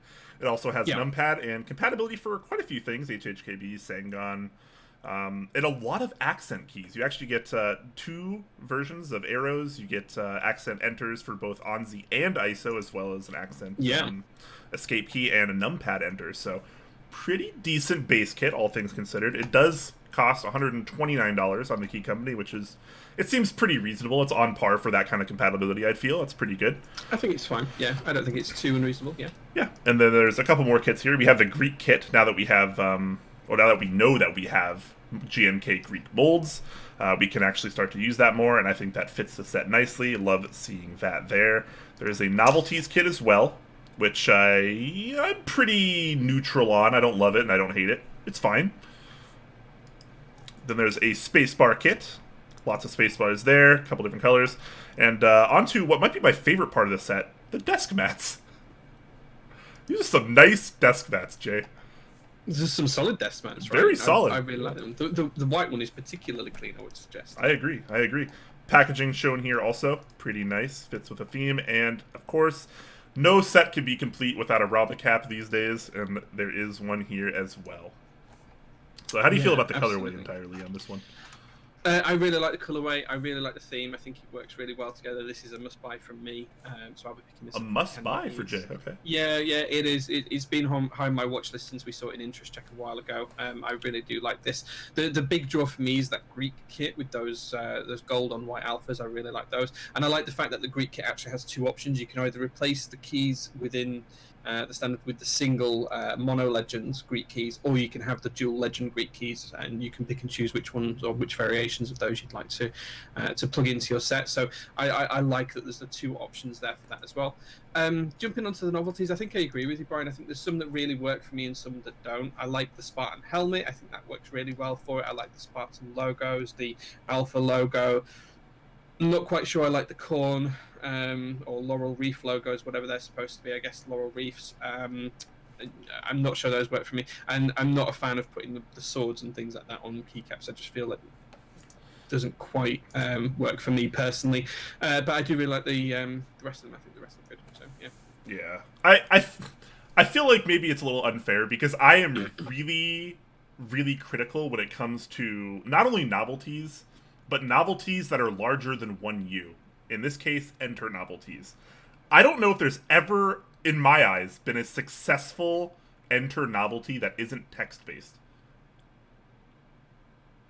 Interesting. What's your favorite enter novelty, Jay? Well, we're actually going to talk about it on the next set, so are we? Leave that question? Oh, yeah, perfect. we're actually going to talk about that, yeah. Oddly enough, that might be mine, too.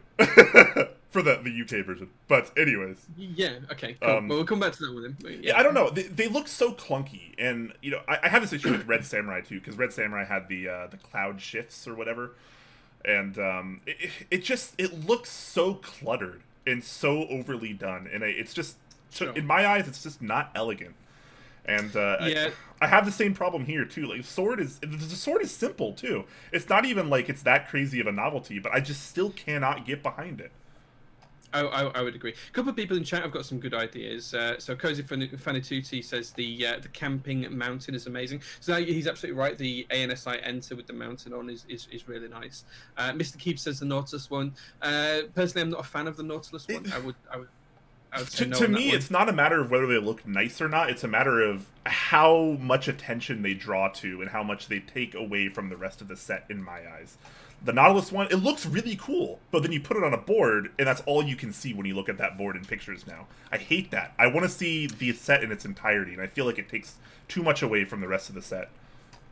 I'm just looking at all my boards now, and I can't actually see a board where I've used a novelty. I don't think I've ever used one. I just can't do it.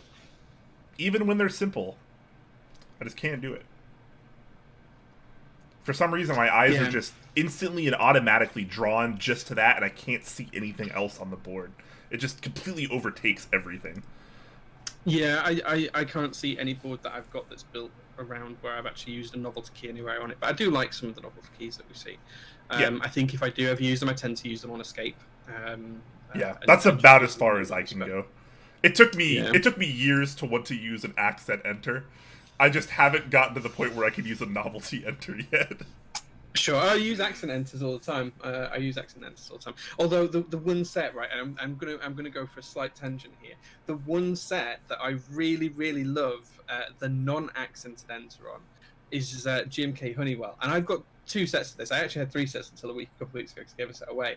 But I've got 2 sets of Honeywell, and neither of those sets of Honeywell came with the bloody grey ISO enter. They only came with the red ones. I'm still trying to find that damn grey ISO enter for GMK Honeywell. It's in the set apparently. You look on Originative's website, both versions of Honeywell that they've done or had done at the time, the original one and the second round, where the reds changed, they both have that original grey ISO enter in the base kit. But both the versions I have here, which were brand new and sealed, do not have that key in. So I don't know if it was just never produced. I can't find anyone. People tell me they've got it, but no one's ever shown me a picture of it. So I'm starting to believe that the Honeywell grey ISO enter doesn't exist. That's so funny. That's so funny. It's funny here because you're totally right too. Honeywell looks so much better without the red accents. Nothing against the red accents, it still looks fine.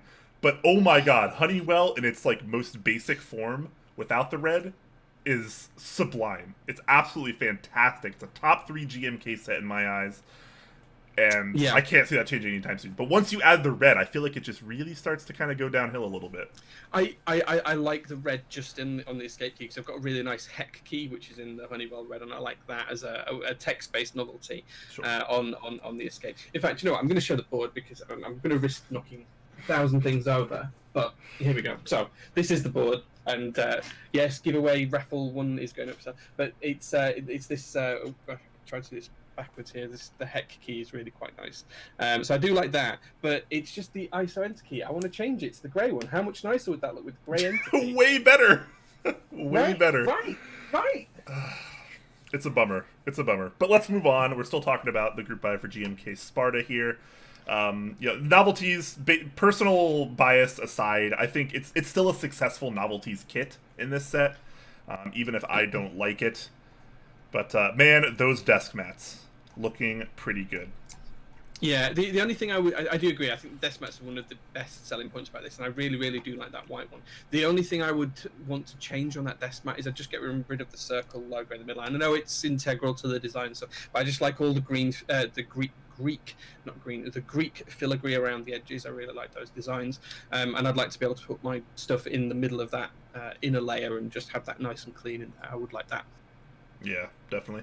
I think it can go on either way. If you take it off, I think it'll look good. If you leave it there, I think it'll still look good. Obviously, we've talked at length in the past, or at least I have ranted about, desk mats need to be designed based on where you put your keyboard and mouse and anything else you might be using on your desk mat, not based on the way it looks just as a desk mat. Because obviously, you're probably going to have a keyboard and mouse on it, if not more things. So I think this is fairly successful either way. It doesn't take away too much when your keyboard covers up, I don't know, half that logo or something. Mm-hmm. But yeah, I can see that either way. Anyways, can I just say as well, some of the renders on these desks as well look absolutely fantastic. I'm really impressed with a lot of the renders in this thread. I agree. The render game in this community right now is just going up and up and up and up. Yeah, there's one where there's like a DAC and an iPhone and some keys on the desk, and it just looks absolutely phenomenal. It's just like, who did these renders? Is this Max Surfy? It's either Max Surfy or Abeck, I think. They both use that kind of same desk layout, don't they? In their renders? Yeah, both of them similar. Yeah, I'm not sure which one it is. It doesn't actually say. I can't see. Yeah. If anyone knows who it is, I'd love to know because the renders are absolutely fantastic. Oh, it's Younglad? Oh, interesting. Okay. Oh, Younglad. Okay, interesting. Nice. Yeah. I guess that would make sense. I know Younglad does like to use the Mac on the table, which he does for like all of Dixie's renders and stuff too. So okay, that makes sense. Fair enough. Okay, cool. Anyways, sets available right now. Group buy is open. Just opened the other day. You can find it at these places. US is going to be the Key Company. EU is going to be Candy Keys. Asia is going to be Z Frontier, and Oceania is going to be Daily Clack. So there you go. Very nice. Awesome. Let's take a look at another set that's in group buy currently. This is GMK Ursa by Nathan Alpha Man. And this one is currently running on Kono, as well as other proxies that you can see listed there. And this is a pretty nice looking set. Yeah. Okay, so just a few things first of all. If we talk through the base kits and the other kits as well, because I know we want to both talk about the novelties as well. So the base kit offers a ton of functionality. There's no ISO in there as well before anyone starts putting it in chat, as you usually do. But it does have numpad. It does have all of your bottom row options, 65%, pretty much anything else you could want. It also has accent keys for your enter, your escape, your arrows, and your numpad enter as well. Or it has the monochrome versions as well as stepped keys and all the other stuff as well that you could need. Additionally, there's also the Cub keycaps, keycaps, which would do for 40s, orthos, and splits, as well as giving you that extra B key if you need it for your Alice or Alice clone.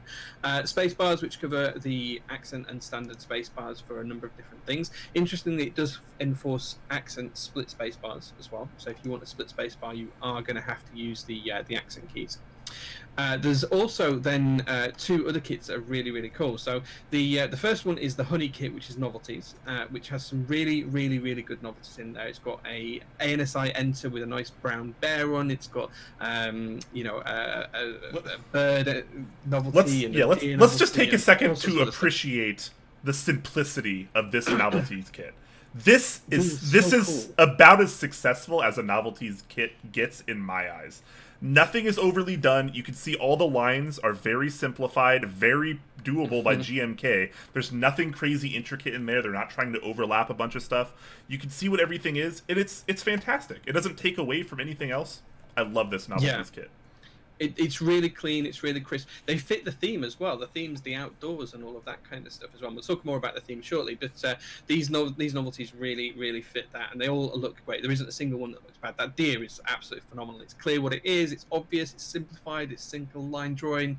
You know, really, really good stuff. The other kit that we didn't talk about as well is quite possibly my favorite kit of the year, and this isn't because it's ISO. It doesn't matter that it's ISO or anything else like that. It's just for that, well, those 2 keys that have got Paddington Bear on, or maybe I shouldn't call it Paddington Bear. That might be intellectual property. I'm not sure. The kit itself is called Paddington in this thread. So at the very least, we can call it the Paddington kit right now because this group buy is live. Yeah, and the Paddington Bear is quite possibly one of my favourite novelties. Again, it's simple. If you know what Paddington is and you understand that it's a bear from the deepest, darkest Peru that was transported to London, he lived with a family in London. He had loads of adventures.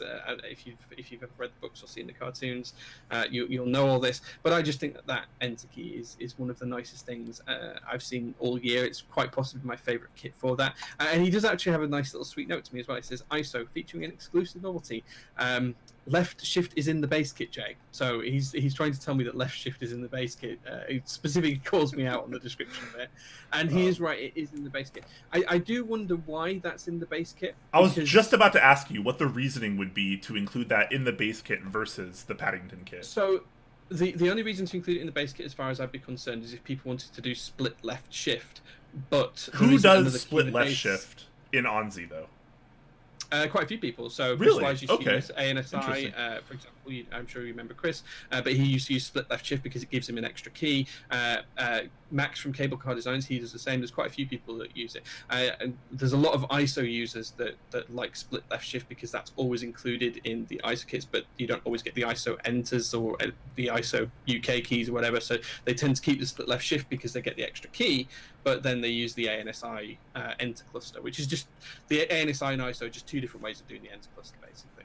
But the challenge here is that if you want to use split left shift, you can't use it in the base kit, even though the shift key's there, because there's no key to go to the side of that. There's no 1 new key that goes at the side of it in the base kit, unless you use an FN key, one of the other arrow keys, or something else that's in there. There isn't an alpha colored key. There's only modified colored keys that would go there.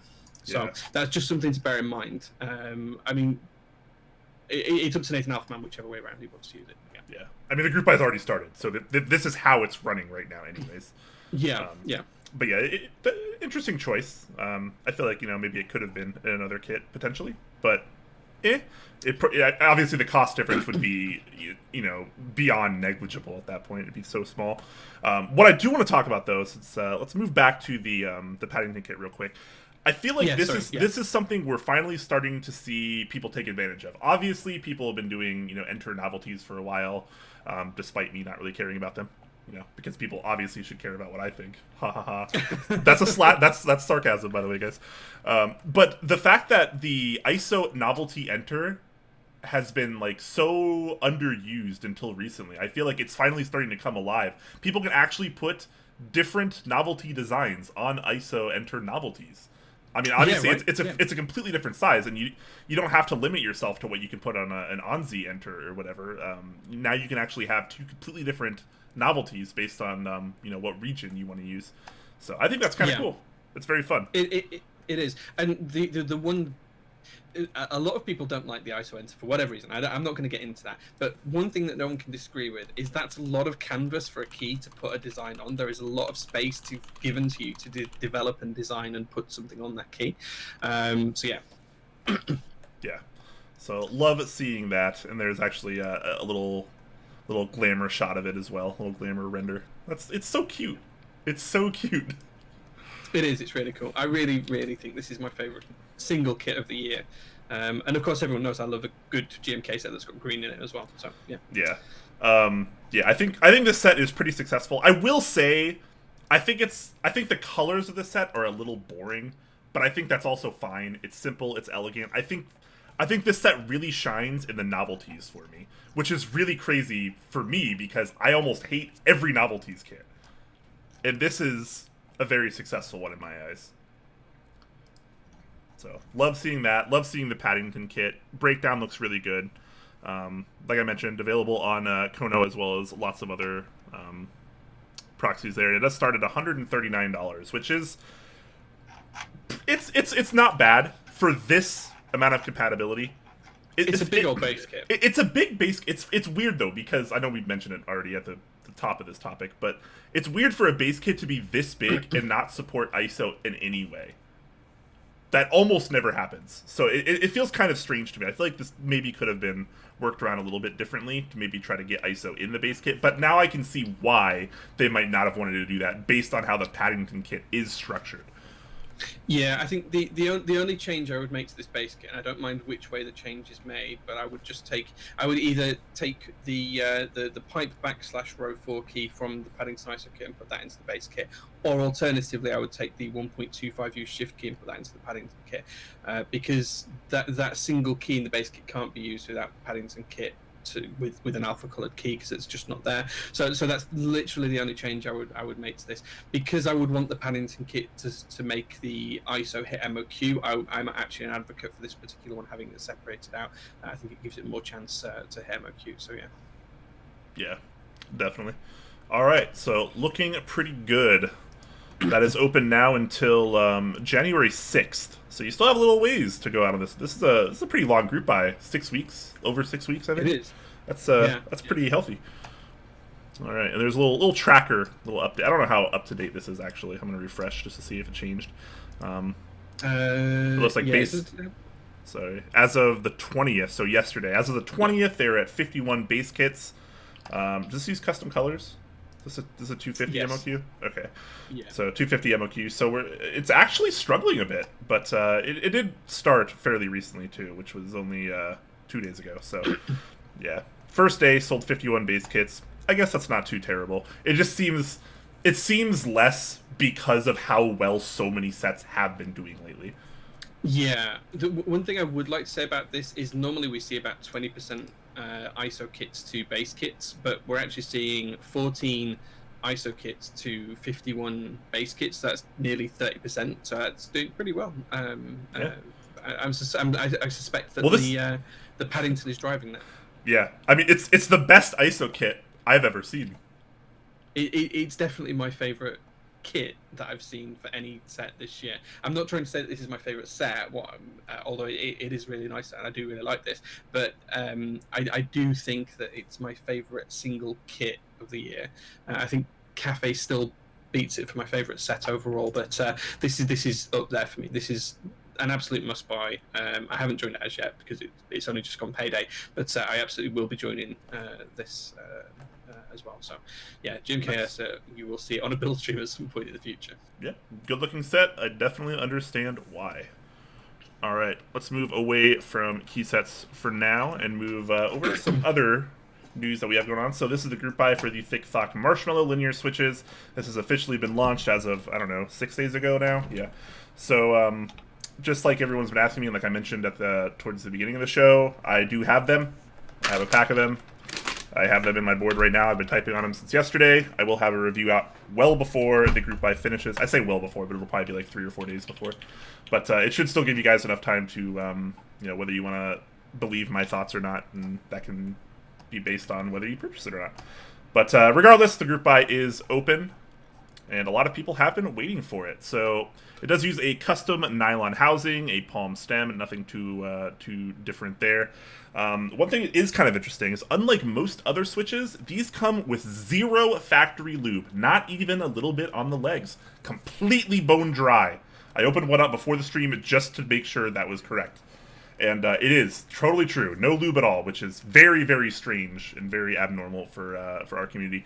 But they still feel pretty darn smooth, which is pretty interesting. So I'm very interested to use these for a few days, see how they feel, see how they break in, then lube them, and then we'll see how that goes on as well. But so far, pretty impressed with them. They are going to feature their Thic Thock's MP, which is magically progressive. Silly name, I hate the name. But they are pretty good springs. 68-gram gold-plated spring. I think they feel pretty good. They feel really meaty, really substantial compared to a lot of other springs that I've tried. The price is going to be 55 cents each, which is a little bit of a bummer, but I see why. So originally when they announced this, it was supposed to be around 48 cents a switch. And you guys know I love my value. I think that would have been a really awesome price because we usually don't see custom switches that cheap. But this one has been bumped up due to a lot of revision reasons. They have done a lot of updates since they actually started this project with the molds and stuff. So I can see why they increased the price, but it is a little bit of a bummer. But 55 cents a switch, still well within the realm of normality when it comes to custom switches, if not a little on the cheap end these days. So still nice to see it kept that low at least. The minimum order is 60 switches, which is also cool because a lot of people don't need more than 60 switches. A lot of times you see packs of switches that are 90, 100, or 110 these days, and that's the minimum that you can order. Here, you can actually order 60, so very, very nice if you're just building a smaller board or, you need that specific amount of switches. One thing I did find that was kind of interesting, I'm gonna scroll down to make sure they're in here. Yes, they are. Okay, so this might be the first time we've ever seen custom desk mats and custom cables based off a switch, not a key set, but a switch. How do you feel about that, Jay? So the cables, I will agree with you, but there are Holy Panda desk mats out there. So are there? Yeah, I've seen a couple of Holy Panda desk mats. Yeah. Okay. Okay. So I don't know if they were publicly run or if they were private group buy or something, but I have seen them in some pictures on Reddit before. That being said, I do think these are really cute. The way that they've anthropomorphized the switches and put little faces on them and stuff is quite cute. The desk mats are fantastic, honestly. Particularly this top one, I think, is really, really successful. Absolutely adorable. Really kind of fills that theme there. The second one, it's nice. It's nice. I prefer the second one. I like the second one a lot because all of them have like different faces, or not all of them, but there's quite a lot of different faces. There's quite a lot of them, but it's still a little repetitive in my eyes. I would, if I were picking one of the two, I would definitely pick this first one personally. Sure, yeah. I think I just don't like text on my my desk mats. I think that's what it is for me. I don't ever remember seeing cables that have been customized to switches. Usually people customize their cables to the actual key set, the board, the desk mat, or their layout. It's a weird thought because what are you matching here externally? Yeah. Because once your board is built and your caps are on, your caps are still going to match with your desk mat, but you're not going to know that. You're not going to see that. So I think it's a very interesting thing that we see this. Usually in the community we see desk mats and cables match to key sets because they are a specific colorway. Obviously switches are a specific colorway too, but once your board is built, you don't see them, so it matters a whole lot less. So it's interesting that they'd want to do so so many different things to match with the switches that you're not going to see anyways. Very interesting thought. Yeah, it is. You're absolutely right. That being said, though, Brian, I think everyone is waiting to hear and understand what your current view on these switches is and why you feel that way, even if it's not your final review. Okay. Do you have some hot takes, a couple of sentences that you can give us about them? Because I've already bought some of these because I think it's it's only right I do pick some up to test out and to try and give my thoughts on some of them as well, just in case anyone asks me. But stop asking me, guys, because I don't know. Ask Brian instead. Don't ask me. I know the review is coming and it's going to be in time. Don't ask me. But I think we do probably need you a bit of guidance here. Sure. It might be a day or two until you get the review out. So what's your take on them so far? Okay, well, just a quick preface on that. I do have a first impressions up on the website, topclack.com right now. You can go check that out. But I don't have a first impressions up on a full board of typing. And like I mentioned earlier, I just put these in last night in a hot swap board. So I'm still very, very new to them. Do not take this as my full review, which will be coming in the next week or so. But right now, understood. Yeah. they feel good, but not perfect. There is Okay. there's a very minor amount of leaf rattle that reminds me of what was the Geek Maker creamy switches. You remember those? Yeah. That was the worst quality about them by far. Those switches had a lot of issues, so I'm not going to compare them because these are way better personally in my opinion. But they do still have a minor amount of leaf rattle. I'm going to see if I can correct that with lube. And then we're going to kind of go from there. But overall, they feel pretty good. The tolerances are relatively tight. Obviously, you're not going to have perfectly tight switches because that's not how the MX switch design works. You're always going to have wobble. Always. It does not matter what switch it is. In this design, you will always have wobble. But the wobble has been tightened up a little bit from the first 2 samples that they sent me. So they feel a little bit tighter. And they are definitely smooth, which is impressive because there is no lube on them. I'd say even right now, without lube at all, they're easily as smooth as inks, if not smoother. So I feel like that's a really good starting point with 0 lube, considering that inks also come with lube on them. So I would say I'm pretty happy with it so far, especially at the price point because they're cheaper than inks. I would say they're probably just as stable as inks in terms of wobble. Inks might be a little bit tighter, like a little tiny bit, but probably within marginal, negligible differences. Okay. So I'm they're not perfect, but I'm pretty happy with them so far. Okay. It's interesting. It's interesting how what you think of these, because it sounds like you're saying they've got a lot of potential, and I guess the next stage then is how do we unlock that potential of the Switch with through lubes and I guess one of the big questions I have is around the spring. So you're saying the spring feels okay. Is this one of the better stock springs in your mind? Because that's usually the weaker part of most Switches for me. Well, would I say it's better than stock springs? Yes, by a landslide. But you also have to realize that it's. I guess we're kind of blurring the lines on what is and what is not a custom Switch in the community these days. I expect a quote-unquote custom Switch. I would expect a quote-unquote custom Switch to have a custom spring. I don't expect it to have, what would normally be found in a Gateron Red or a Gateron Black or a Cherry MX Green or whatever. Like those are the stock springs. You expect them not to be very good, and most of the time they're not. They're not very good.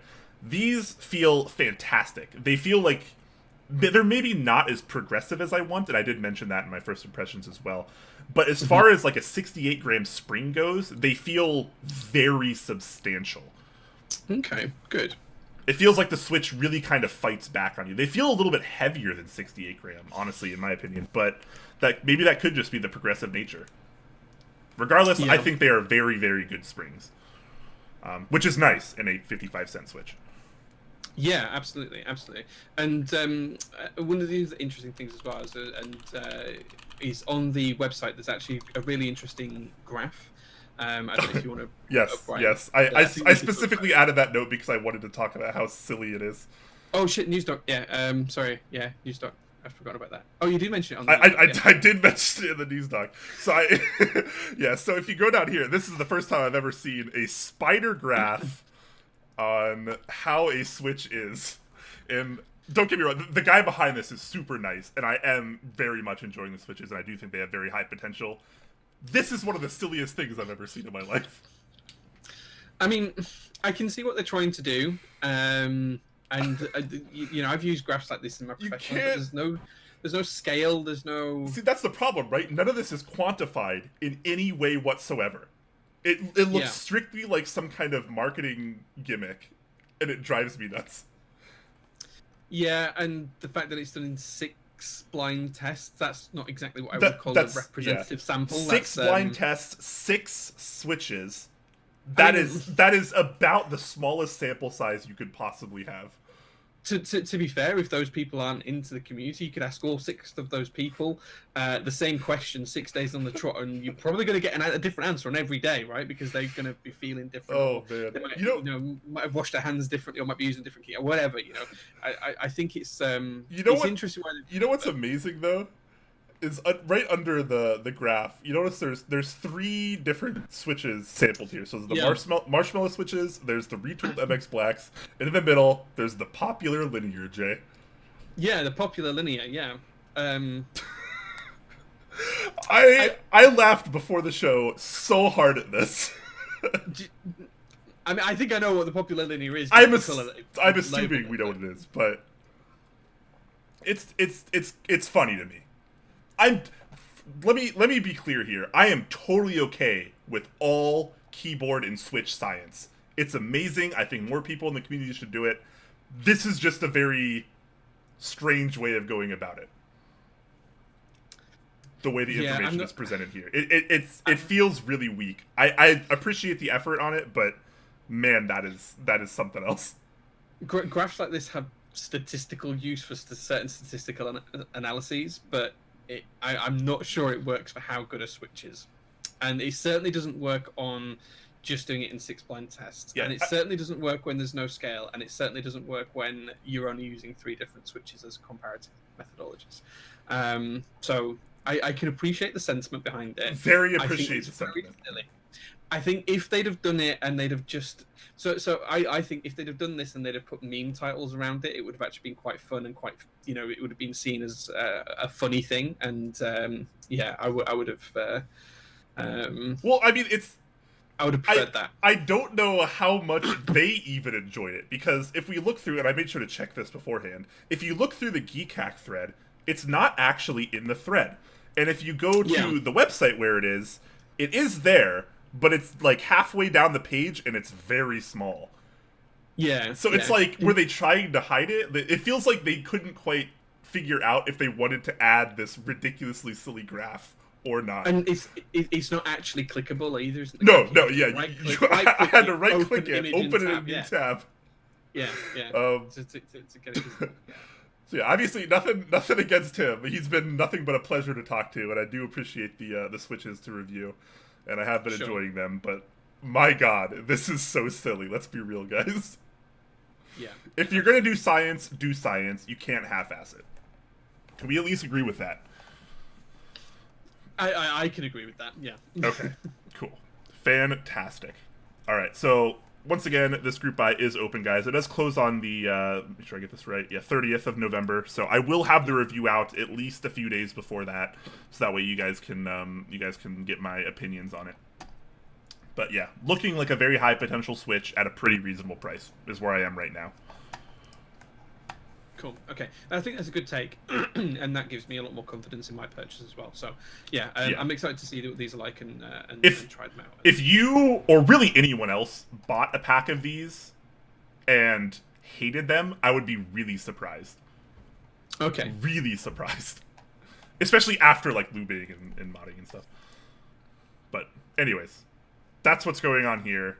Group buys open. Look forward to my review, and then let's move on from that. Yeah, the only last thing I want to say as well is on the properties, the spring is too cute, apparently, officially. Okay, on the website. This really kind of fits the theme with the graph, I feel like. Feature, smooth criminal, premium grade progressive spring. Okay, that makes a little bit more sense. Too cute. All right, what? You've lost me a little bit here. Right? It is very smooth, but I don't know exactly what smooth criminal is supposed to mean. And too cute, that's pretty obvious. They are cute switches, I suppose. And I'm gonna let you guys know right now, because this is kind of funny. So not only does it come with, I'm gonna try to open this up and I'm gonna fail because we're live streaming and everything has to go wrong on a live stream. So I'm gonna open this package. It does come with obviously the switches, but also a very adorable sticker. Very nice there. Love seeing that. Stickers are always a welcome thing. He also sent a little Thic Thock business card here, which has a bunch of presumably Chinese characters that I can't read because I'm just a silly American that only speaks one language. But here's what I thought was really interesting. You open the bag, and the first thing you get is the smell of perfume. The switches have been sprayed with some kind of perfume, and now they all smell. They smell good, don't get me wrong. It's a very overpowering scent. I don't know if he's watching right now. I imagine he isn't. But I would highly suggest not doing the perfume thing, or at least to the scale that you did on this bag, because I've been trying to air these out a little bit, and it's taken a little while. A lot of perfume on these. Not a fan of perfuming switches, I have to be honest. That's not a modification I tend to like. So here was the first thing I did in my mind. I remember the cream switches. The cream switches, when they're stock and they're fresh, they do not smell good. Yeah. When we got the samples in of that, no one believed me when I said that they absolutely stunk. And I remember we were sniffing them on stream. Do you remember that, Brian? When we actually opened the bags and we were smelling them on stream? It was not good. It's not good. Yeah. It's not good. But you air them out for a few days, okay, they get a lot better. But the first thing I thought was, oh, maybe these normally don't smell very good, and that's why he wants to spray them with something. So I grabbed my sample switches that I got sent, a week or two beforehand that are completely different. They smell totally fine. They don't have any kind of weird palm smell or anything otherwise. So I don't know. Sure. I think the perfume is just kind of a novelty effect. I don't think it actually has any functional meaning, but it's too strong. It smells good, but it's too strong. And I really don't think that switches need to smell a specific way other than completely neutral. Yeah. That's my eyes. So I'll make sure to put that in the review as well. But just keep that in mind, guys. Okay. Cool. Okay, let's move on to something else that I think is pretty darn awesome that we got to check out a little bit before the stream. So this page might look incredibly boring and blank, and that's because it sort of is, but Mr. Keebs, one of our good friends and fellow content creators, super awesome guy in the community, truly, truly amazing, has been putting together this kind of artisan database, I guess, if you will. I think database. It's more than that. It is more than that. Yeah, and I did watch. There is a YouTube video, but I did watch that before the stream, and I'm gonna kind of walk you through some of the features that this has. So this is a new site that you can choose to browse through a database of artisan makers and caps and stuff. And obviously this list is pretty short because it's a very new project. I imagine more will get added. But you can kind of just search for, your favorite maker, or sculpt, or colorway, or whatever, and that'll bring up a list. Like, let's say I want to look up Booper Cosmonaut. So I type in Cosmo. A bunch of Cosmonauts come up. Bam, very nice. I love Booper. She does great work, and I love the Cosmo sculpts. Lots of colorways pop up there. Look at this. There's so many of them. So it goes through all these colorways. Sometimes there's multiple pages. I checked beforehand. But also what you can do is you have a section here at the top called My Artisans. Mm-hmm. And you can add your own artisans, or you can add artisans to your My Artisan list, which is pretty cool. So let's say I have let's go back into Booper, we go to Amelia. Let's say I have this Amelia Acid Rain colorway keycap. I want that in my list. I just click this little icon with the list in the top left. Bam, it's added to my artisan list. So you can keep track of your collection really easily here. And you might think, well, I don't need to keep track of my collection because I already know what I have. Well, there's a reason for this. A, it's way easier to show people what exactly you have. And B, there's a wish list section. So now people that are looking for things to trade, for example, because obviously trading is incredibly popular in the artisan community. It's kind of the driving force behind it a lot of the times even. There's a wish list section that you can make public and share. And so people can see the things that you want or that you're looking for. And you can see what other people have. It's going to be a lot easier to coordinate trades, for example. When people have a lot of huge collections, because so many people are just like power collectors, man, and they have 50, 100, or 500 artisans, and I feel like this is going to be a little bit of work up front, obviously, to enter all of them, but it's going to be a great way of keeping track of what you have, what you want, what other people have, and what other people want. And another cool thing about this is there's a submit section where you can choose to bring let's say you take a picture of an artisan that's not in here yet. You can add it to here. It'll ask you for the picture here, which I don't have, obviously, but you can drop this. It'll bring up another menu, which will allow you to input the maker, the sculpt, the colorway, and things of that nature, and you can just enter that into the catalog. Everything will be pending approval from Mr. Keebs, and if he has any moderators for this, obviously. So don't troll him, obviously. But, yeah, super awesome thing. This is really cool. There's also, I haven't played around with this yet, but there's a Discord bot as well. There is, yeah. That he does show off a little bit in the video, which I don't know if you linked the video, but I did, yeah. I haven't looked at the Discord bot myself as yet, but I have been playing around with this. I think Mr. Keebs shared this with me about a week ago now, and I've been playing around with it under a fake username for a little bit, mainly for two reasons. One, I don't want everyone knowing what I've got just yet, because I try to keep my Artisan collection kind of secret, and two, because I've got about 1,800 artisans. It's going to take me a long while to actually put them on there. Jay has to hire an intern just to put his artisans in. Yeah, maybe it's going to take a long while for me to actually do it. But what I would say is that it's really, really usable. It's dead easy to use. It's dead simple. I mean, Very intuitive. I can use it. Yeah. Yeah, that shows you kind of like the level where he's approached it from here. But it's something that can be easily added to. It's something that can be community driven. You've got all the wish list matching and everything else, so you can help trades and stuff like that, which is often sometimes one of the harder things to get into if you don't know the right people, the right communities. Sometimes it's hard to find what you're looking for. We will be getting the bot in top pack as well. A1A is asking for it. We will sort that out in the next couple of days. It's something I've been needing to do. But I only mentioned I forgot to mention this to Brian until about 2 or 3 hours before the stream. I think it was only earlier on today when I sent him the link. But the other thing as well is Mr. Keebs and I were talking just before we started streaming today, and whilst the tool is really useful and he's got the functionality nailed on and he's doing all that, he is looking for a designer to help him come up with a way of making the site look a little bit more user friendly. Come up with some designs, some logos, that kind of stuff as well. So if anyone would like to help Mr. Keebs out to make it look nicer, and you can help them design bits and pieces for it, and you can do all of that kind of snazzy stuff, please feel free to reach out to him, because he is looking for some help with that kind of aspect of it. So he's got this great tool. We just want to make it look really cool now. Yeah, totally agree. It's pretty great, though. And if you want something on your wish list, I can't talk today. If you want something on your wish list, you just click the little heart, which is next to the little list icon, and then bam, shows up on your wish list. Look at that. Cute. I do want these caps, by the way. But, yeah. And then if you want something, like, removed or whatever, there's a little trash icon right there in the top left. You just click that, then you click the check mark, and then bam, it's just immediately removed from your artisan list or your wish list. So very, very simple. Like Jay mentioned, even I can use it. And if I can do it, anyone can, really. So this is fantastic. I had to add this cap to my artisan collection earlier, because this is my pride and joy artisan, even though I don't really collect artisans anymore. But, yeah, fantastic service. There have been people that have attempted stuff like this in the past. There's been a couple of kind of catalogs, databases. They haven't really worked out very well. This is super nice, super streamlined, very intuitive. I think this is going to be pretty successful. Yeah, I completely agree. And as I say, I've been using it for about 3 or 4 days, maybe a week, something like that, on a fake user profile. So you can probably spot in the back end which one that one is, because I've named it something quite funny. I won't share that on stream because it's probably not stream safe. But yeah, it's been fantastic for me to actually start to catalog stuff. And I only went so far down that process because I didn't want to do everything on the fake profile and have to do it all again on the real one when it comes to that.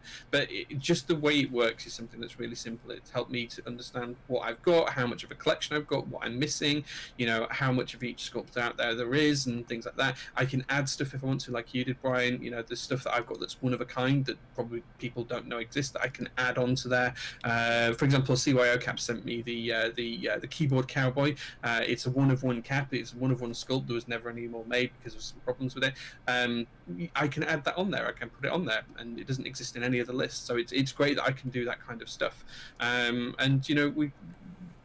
It's going to be a massive improvement for the community, I suspect. When you see all these people with wish lists and things like that in trading in Met Market, they can now just do this and take a screenshot. They don't have to create a separate fancy graphic to show this is what I want. They can just drop a link in and people can go and check it and say, oh, actually, you need that. I've got this and you want that. And, it's going to make it so much easier to start opening up the trading community again. So, yeah, I'm all for it, and I think it's absolutely fantastic. Apparently, you can upload GIFs as well, which is kind of interesting. Yeah.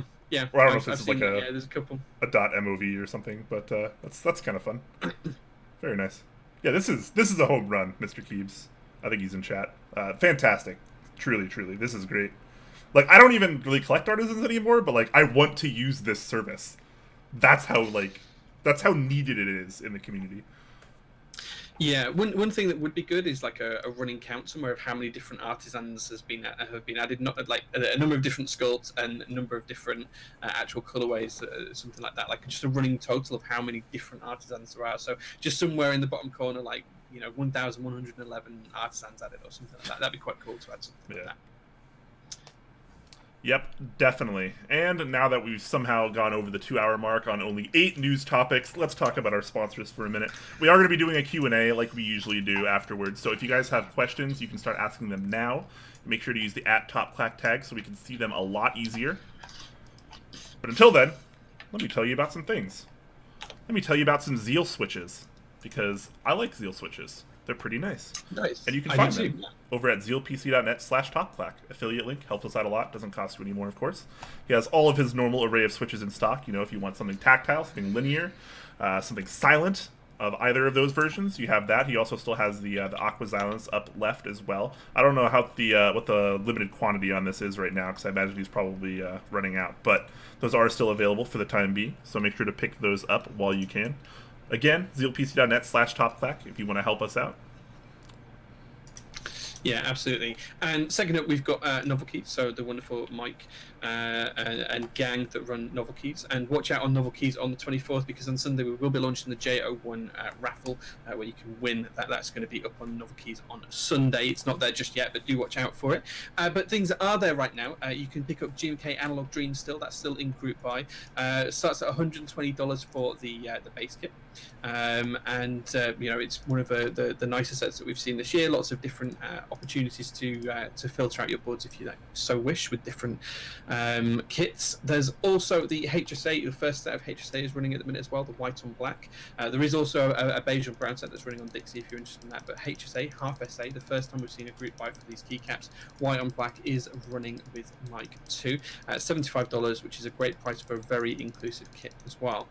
If keycaps aren't your thing and you're looking for something different, Mike has got the usual range of switches. He's got pretty much every kind of switch under the sun that you can pick up on there. All of those kind of bits and pieces are around there, including custom-made switch testers where you can pick up to 12 different switches.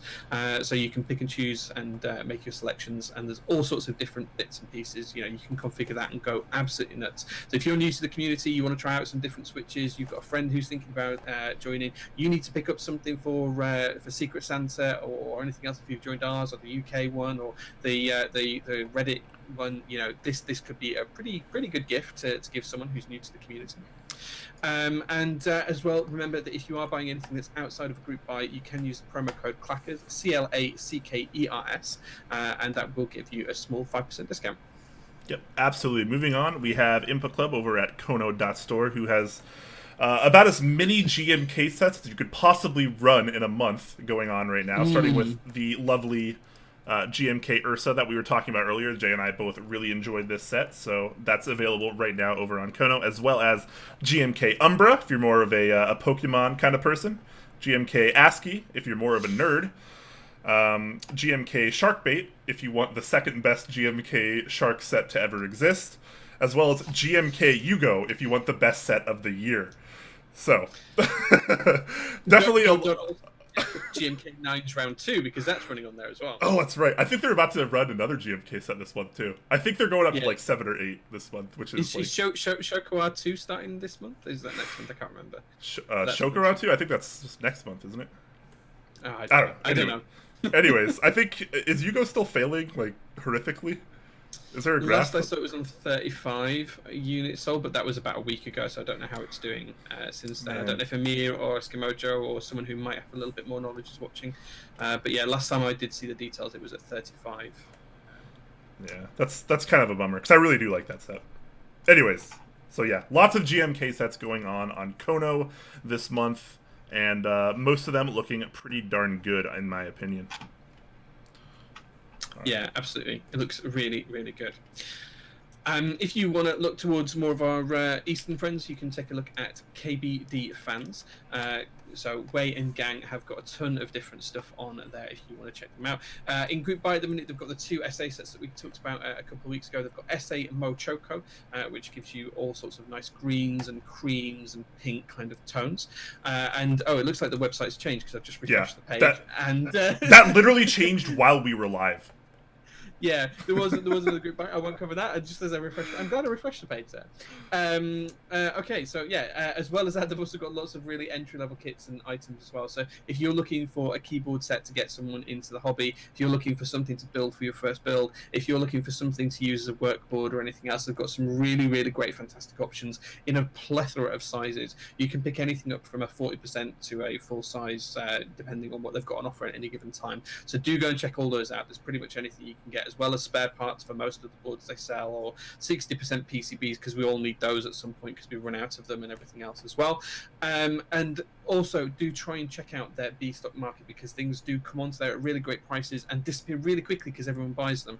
So do check out the B stock market. It's kind of a second-hand market for things that might have been returned or had slight damage to them, but you can pick up some real bargains in there at times, so it's well worth watching out for. And the final thing to say as well is there's a big countdown timer at the top of the screen, and that is because the advanced Black Friday and Cyber Monday sale is about to start in about 9 hours time. So when you get up tomorrow morning, it might be something you want to check out. Yeah, I actually, they have a new page for it too that I have listed right here that has a bunch of coupon codes that you're going to be able to use, as well as, nice. Yeah, they're doing some, what seems to be kind of like a giveaway / rewards for people that purchase stuff. Cool. Which is kind of cool. So you have things including a KBD 67 Mark II RGB kit, which is like great board. So the fact that you can win this kind of stuff is pretty awesome. So they do mention they wanted to start it kind of early, because normally, obviously, Black Friday, Cyber Monday stuff happen after Thanksgiving, but they wanted to start a little bit early. That way people can kind of get in there early as well. So nice to see that as well. Cool. Yeah, absolutely. Cool. And last but not least, we have the Key Company, which has a few things going on right now, including GMK Sparta, which Jay has deemed a must-buy for him earlier. So very nice looking set there. Starts at $129 for the base kit, and of course, as usual, there is desk mats and Rama caps for this one, both of which look pretty darn nice in my opinion. He also still has the group buy open for the C3 equals screw-in stabilizers, which come in a variety of colors. We haven't tried these yet, but we do have some on the way, so hopefully Jay and I can give you some opinions on that soon. But they are relatively inexpensive, only $10 for a full kit, and that includes both stabilizer wires for your spacebars. Sorry for the really loud truck in the background, guys.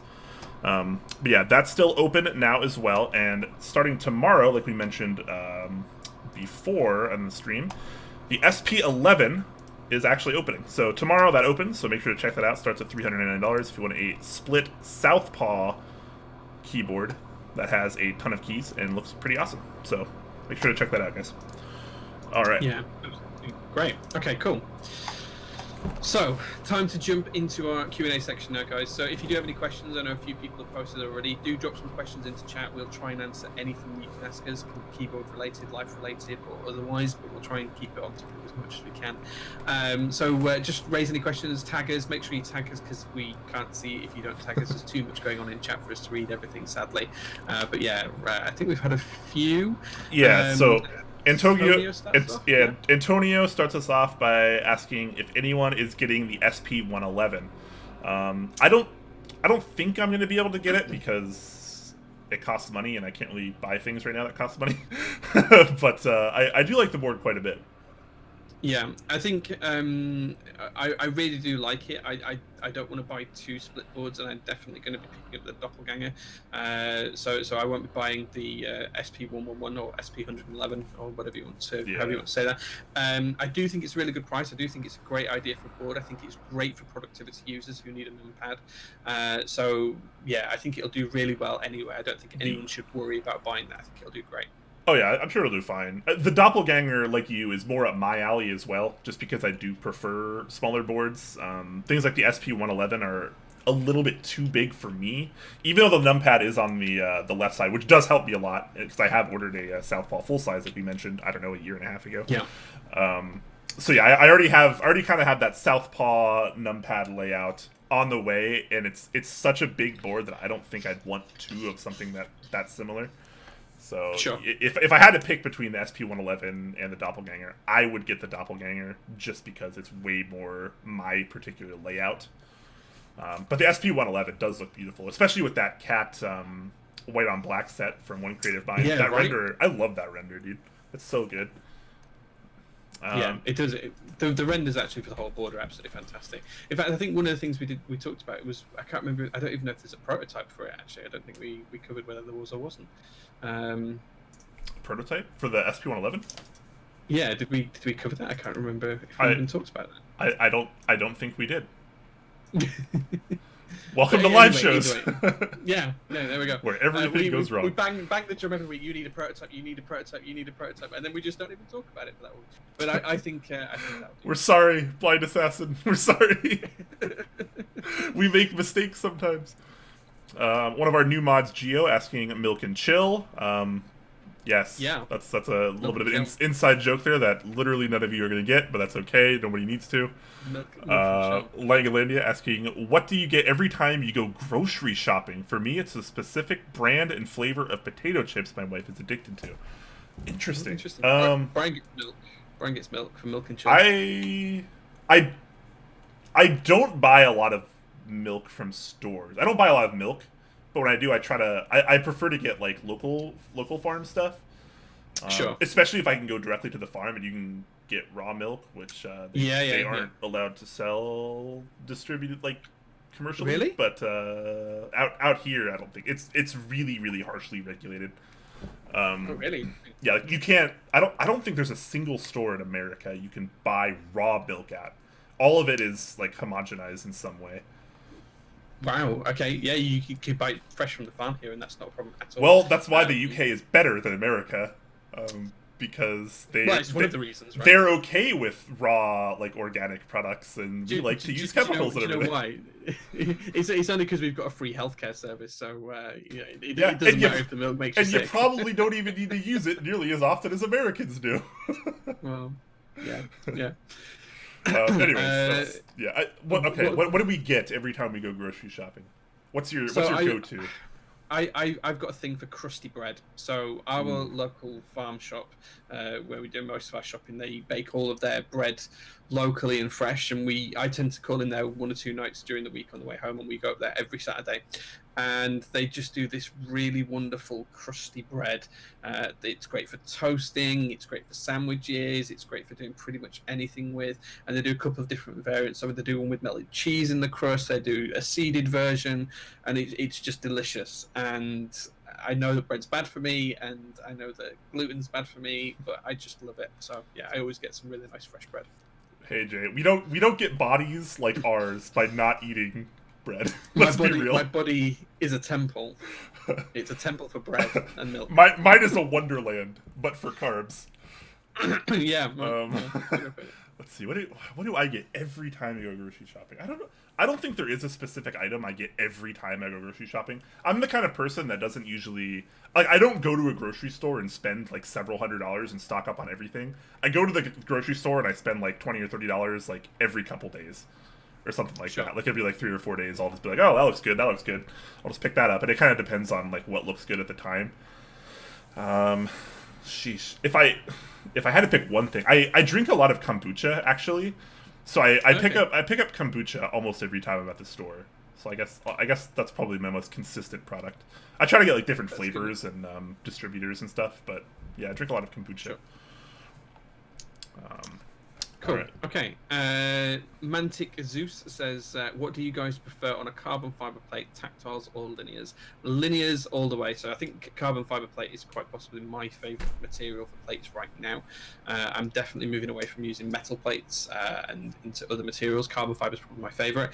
And I prefer linear on it. I think tactiles just don't feel quite right on it. I think I prefer metal plates for tactiles still, but I've very much moved away from using tactiles over the past couple of years, and I'm pretty much solely linear now these days, unless there's a certain tactile switch that I need to build to test out for you guys or something.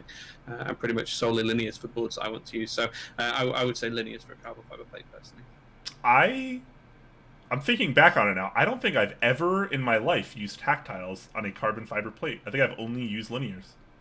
Okay, interesting. So I cannot comment on that. I do like carbon fiber. I do like linears. I do like tactiles, though. I keep an open mind. I prefer linears, but if a switch is good, I'll use it. Kind of like linears are my overall preference, but Zelio V2 is actually my favorite switch on the market right now, which is a tactile. So yeah, actually, it's. I don't think I've used them in a carbon fiber plate. Actually, I've only used those on POM plates. Actually, oh no, I have some on an aluminium plate as well, but I haven't used any on a carbon fiber plate. Yeah, I've never used tactiles on carbon fiber, so I cannot answer that question, sadly. Which I do have makes me sad. Way too many carbon fiber plates at the minute. I've got about 400 in my house right now. So yeah, carbon fiber is everywhere at the minute for me. The whole house is full of it. Yeah, until tomorrow morning. It's all going tomorrow morning. That's a good question, though. I feel like linears are good to determine the properties of different plate material. Tactiles, you don't get as much from the plate, I feel like, with tactile switches as you do with linears. Linears becomes more about the entire experience. It's about like the spring, the lube you use, the plate material, what kind of resonance you're getting from the board. And I feel like that's true to some degree with tactile switches as well, but not to the same degree. Tactiles feel like they kind of, the switches themselves absorb more of the experience. So I would say if you want to experience carbon fiber or any plate material, the best, you want some simple linear switches, nothing too crazy. But I with that said, I imagine tactiles can and probably are good on carbon fiber. I don't want to sound too one-sided here.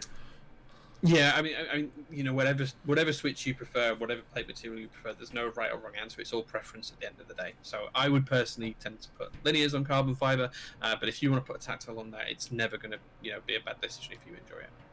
Yeah, definitely. GH Beats is asking, do the marshmallows have loose leaves? I'm not really sure. I don't think so. Maybe a little bit if they are having a little bit of that, what I presume is leaf rattle. It's very, very minor though. Like I'm the kind of guy that puts my ear up to the keyboard to see like what kind of imperfections I can get in that sense. So you know, for a lot of people, it's probably totally fine. But I don't know. For my review beforehand, I'll make sure I open one up and check it out and see what kind of things I can figure out. So look forward to the review. If you want more information from marshmallows, just wait for my review. Stop asking me about marshmallows. Oh my gosh. Okay. Just down, Fazhar subscribed for 13 months. We missed that one. But yes, we did. Thank you so much for that. Also on the same vein, because I think we missed it, Nathan Alphaman donated 500 bits earlier when we were talking about Ursa, I think. So thank you so much for that. I didn't miss it. I'm using the OBS previewer thingy. Langlandia says, at Top Clack, both milk and eggs must be pasteurized in order to be sold commercially in the US. Right? Yes. Yeah, exactly. And non-pasteurized milk is delicious. It's amazing. And the difference between that raw, unpasteurized milk and like the pasteurized stuff that you buy at any grocery store or market is night and day. It's a really, really big difference. But obviously there can be issues eating some raw products. Yeah. I'm just reading. I just decided to quickly Google it for the UK. So it's completely legal to do it in the UK as long as you label it as such. As long as you say it's unpasteurized. Weird. It's almost like that's how it should be. Yeah. I mean, yeah. You are an adult. You can make your own choices around. Yeah. Right. For real. Yeah.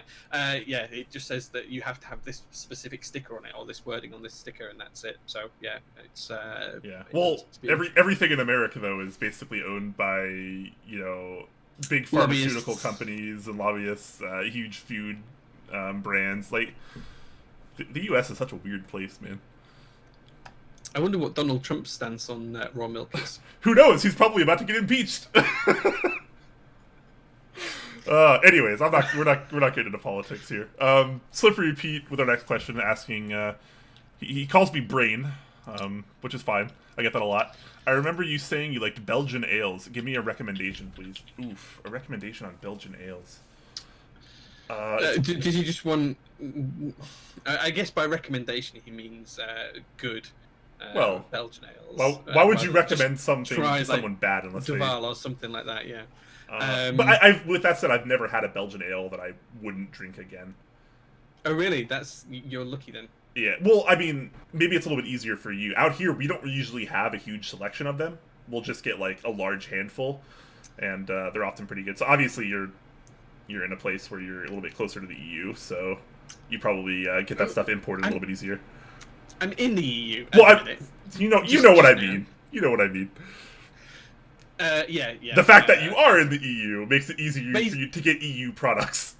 To be fair, though, he's not asking me; he's asking you. So I'm going to let you answer. That's true. And then I will give my thought afterwards. That's true. Actually, what's kind of funny, and I'm going to sound really stupid saying this, but I sound really stupid saying anything, so it doesn't really matter. My favorite Belgian ale is actually not a Belgian ale; it's a Belgian style ale made locally to me, or at least was. I think the brewery doesn't exist anymore. It was called Bombshell Blonde, and it was a blonde Belgian ale, and it was positively spectacular. I don't know if I can give you a recommendation because it's been so long since I've had one. I don't even remember like what most of the ones that we get out here are. Because I think all the ones that we get out here are probably like something that people in the EU see all the time. Just things like quads and trapels. Gang, I think, does a Belgian that's pretty good. Okay. Yeah, Belgian beers are not even close to my specialty. It's something very outlying in my my alcohol journey, unfortunately. But Sure. I've never had one that I disliked. Okay, so I think there'd probably be two main ones for me. The first one would be a Lou Pepe, and the second one would be Ardennes Saison, or Saison, however you want to pronounce it. Those two are really, really nice, especially with food. If you just want a nice session ale, you want to relax, you want to drink a few beers, you want to take it steady, you want to have maybe something to eat with that. They're really, really, really good. The Lou Pepe is kind of more on the sour side, but I quite like that as well. Whereas the Ardennes is a much more rounded beer. It's much more palatable beer for most people. But both work really, really well. As the Ardennes goes really well with meat dishes. So if you're having like a tapasy type thing with meats and stuff, it works really well. Yeah. Yeah, I tend to drink mostly local beers. I rarely drink things that are outside of my state. Just for the sake of, I like to support local small businesses, generally speaking. So, yeah, I need to have more Belgian ales. With that said, I haven't really had beer in a really long time. I stopped drinking beer quite a while ago. Yeah, I don't drink as much as I used to, actually. I used to drink a lot more beer than the last time I really had beer was the Seattle meetup that weekend. Yeah. Okay, interesting. Zib's in chat. Zib's asking, what's my local area like for kombucha? I can't wait to walk into my local grocery shop without seeing like a million different local brands. It's like that here too. I mean, Washington, Oregon, California, there's a lot of like that kind of like hipster vibe, and hipsters are like super into stuff like kombucha. Nothing to take away from that, because I love kombucha. I guess I'm kind of a hipster too in a way. But there are a lot of them. It's almost impossible to walk into any decent market and not have 5, 10, 20 varieties of kombucha with lots of different flavors. All right, moving on. Langlandia asking, what are your thoughts on the marshmallow switches? Your band?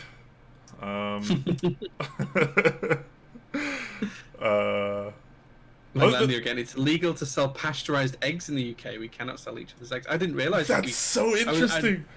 Yeah. Well, you guys probably have way better eggs than us too, then.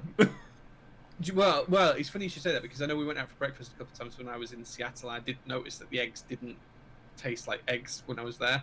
I assumed it was just because they'd been covered in sugar or something, but yeah. That's what we do in America. That being said, it does every now and again you do get an interesting egg where you crack it and you get like a double yolk, or you get 2 eggs in one, or because we get our eggs fresh from the farm as well. It has been known where we've cracked into and it's had the eggs being fertilized, and it started to develop and things like that. So yeah, but that's the risk you take when you're taking fresh farm eggs, right? You're taking them straight from the farm.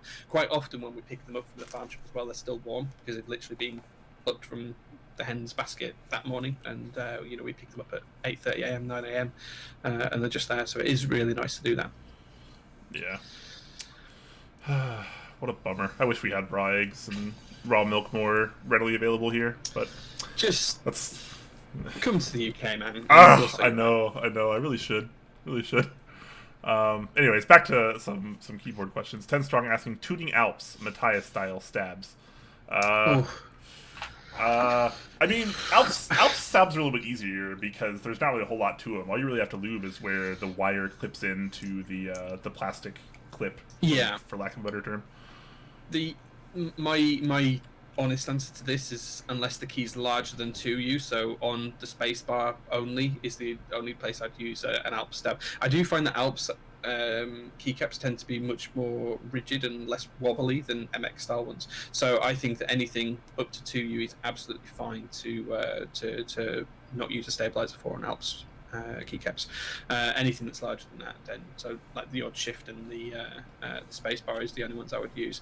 But the fewer stabs, the better, right? Because they're always going to be the worst part of any build, which is a sad state of affairs until we start to get compliant systems for stabilizers, so there's no moving parts as such. We're not going to have a decent system for it, but yeah, as Brian says, just lube the areas that touch. I mean, lubing definitely takes practice when it comes to like most things, but at the same time, the theory behind lubing is pretty easy. Like, apply lube where there's going to be friction. Yeah, if two parts touch, lube. Yeah, there you go. That's it's about the most simplistic way you could successfully lube, honestly. All right, Slippery Pete says, thanks a bunch. I primarily asked Brain because we have a more similar selection than you, Jay, who I assume sees a lot of EU-only stuff. Yeah.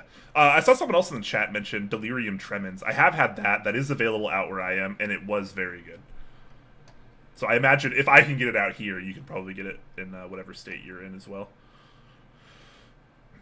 Yeah, I mean, in modern day world, though, you can get anything anywhere in the world, though, these days, I've found. You just order it online and it turns up a few days later. It's... Yeah. Yeah. There's that, too. Unless it's raw eggs and raw milk. Oh, I wish.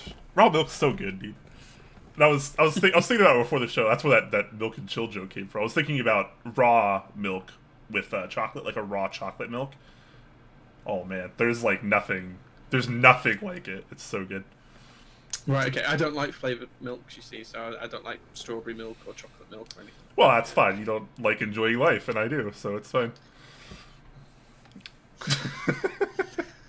I told you I was going to be mean this episode. You are being very mean, yeah. I'm kidding. You know I'm kidding. I'm almost always only mean when I'm joking.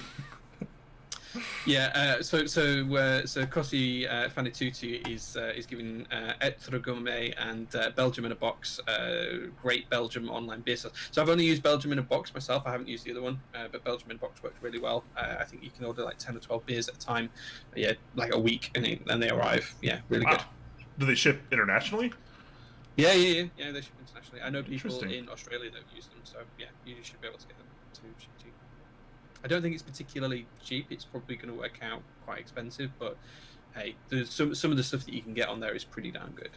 Yeah, I feel like this Q&A has kind of devolved into mostly food stuff. Yeah, beers and raw eggs is raw eggs, raw milk, and beer, Belgian beer. Well, time to go eat dinner. Yeah, it's a little bit early for all of those for me because it's like 4:30 in the morning. So yeah. All right. Well, we are actually caught up on questions as far as I can see. So now is probably a good time to head out before we accidentally cross the 3-hour mark on a show where we've had 8 news topics. Let's wrap this show up today, guys. So if you want to follow us and check us out, you can make sure to tune in every Thursday at 6 p.m. Pacific time. Below the stream, you're going to find links to pretty much anything that involves us, including our Discord, which is very poppin', very active, and there's something for everyone. If you want to continue talking about food, we have a food channel. I promise, guys. We do. You want to talk about music or games or keyboards? We got everything out there, so make sure to go join that and come hang out with us. And if you want to check out our YouTube channel, where all the VODs get uploaded, as well as other content, you can check out there as well. Subscribe to that. And yeah, any closing thoughts, Jay? Build stream on Sunday. Not quite sure what yet, but one of the things I am going to do is launch the JO1 raffle with Mike. Another thing I am going to do is add a couple more boards to the J score. So we'll do some community scores and J scores. We'll try and build that out a little bit. And the guy behind the Canone, Milo, he wants to come and have a chat briefly with me on the show as well. So if we can sort that out, we will. So it's going to be a busy stream on Sunday, but lots going on and lots popping. So do come and check that out because it's going to be really good fun. And the other thing we should probably shout out as well is Mex and Dex are doing a 24-hour stream, and I think, Brian, you're going to join them. It's a little bit early in the morning for me. It's like 4 a.m. in the morning, so I won't be joining. But I think you're going to join them over the weekend, right? Yeah, so nothing is like 100% certain yet, but I am scheduled to appear on their 24-hour stream between 7 and 9 p.m. Pacific time on Saturday. I'm going to be in that block. I also might be joining them later on in the stream, very early Sunday morning at 1 a.m. to 3 a.m. Pacific time for some games. So it's gonna be nice. A good time. Yeah, you guys should definitely check it out. Twitch.tv/MexOnDeck. They're great guys. They do great content, and 24-hour stream for them on Friday. So Saturday. I believe it starts on Saturday. So that's gonna be a fun time. I'll be there probably a couple times. I imagine they'll probably have other cool people there as well. Don't think I'm cool. I'm actually not. I totally just didn't even think about that before I said it. I am the exact opposite of cool. But I'll still be there anyways because they're nice people. Are you going to bully them like you bullied me today? No, I'm going to be nice to them because they're nice to me.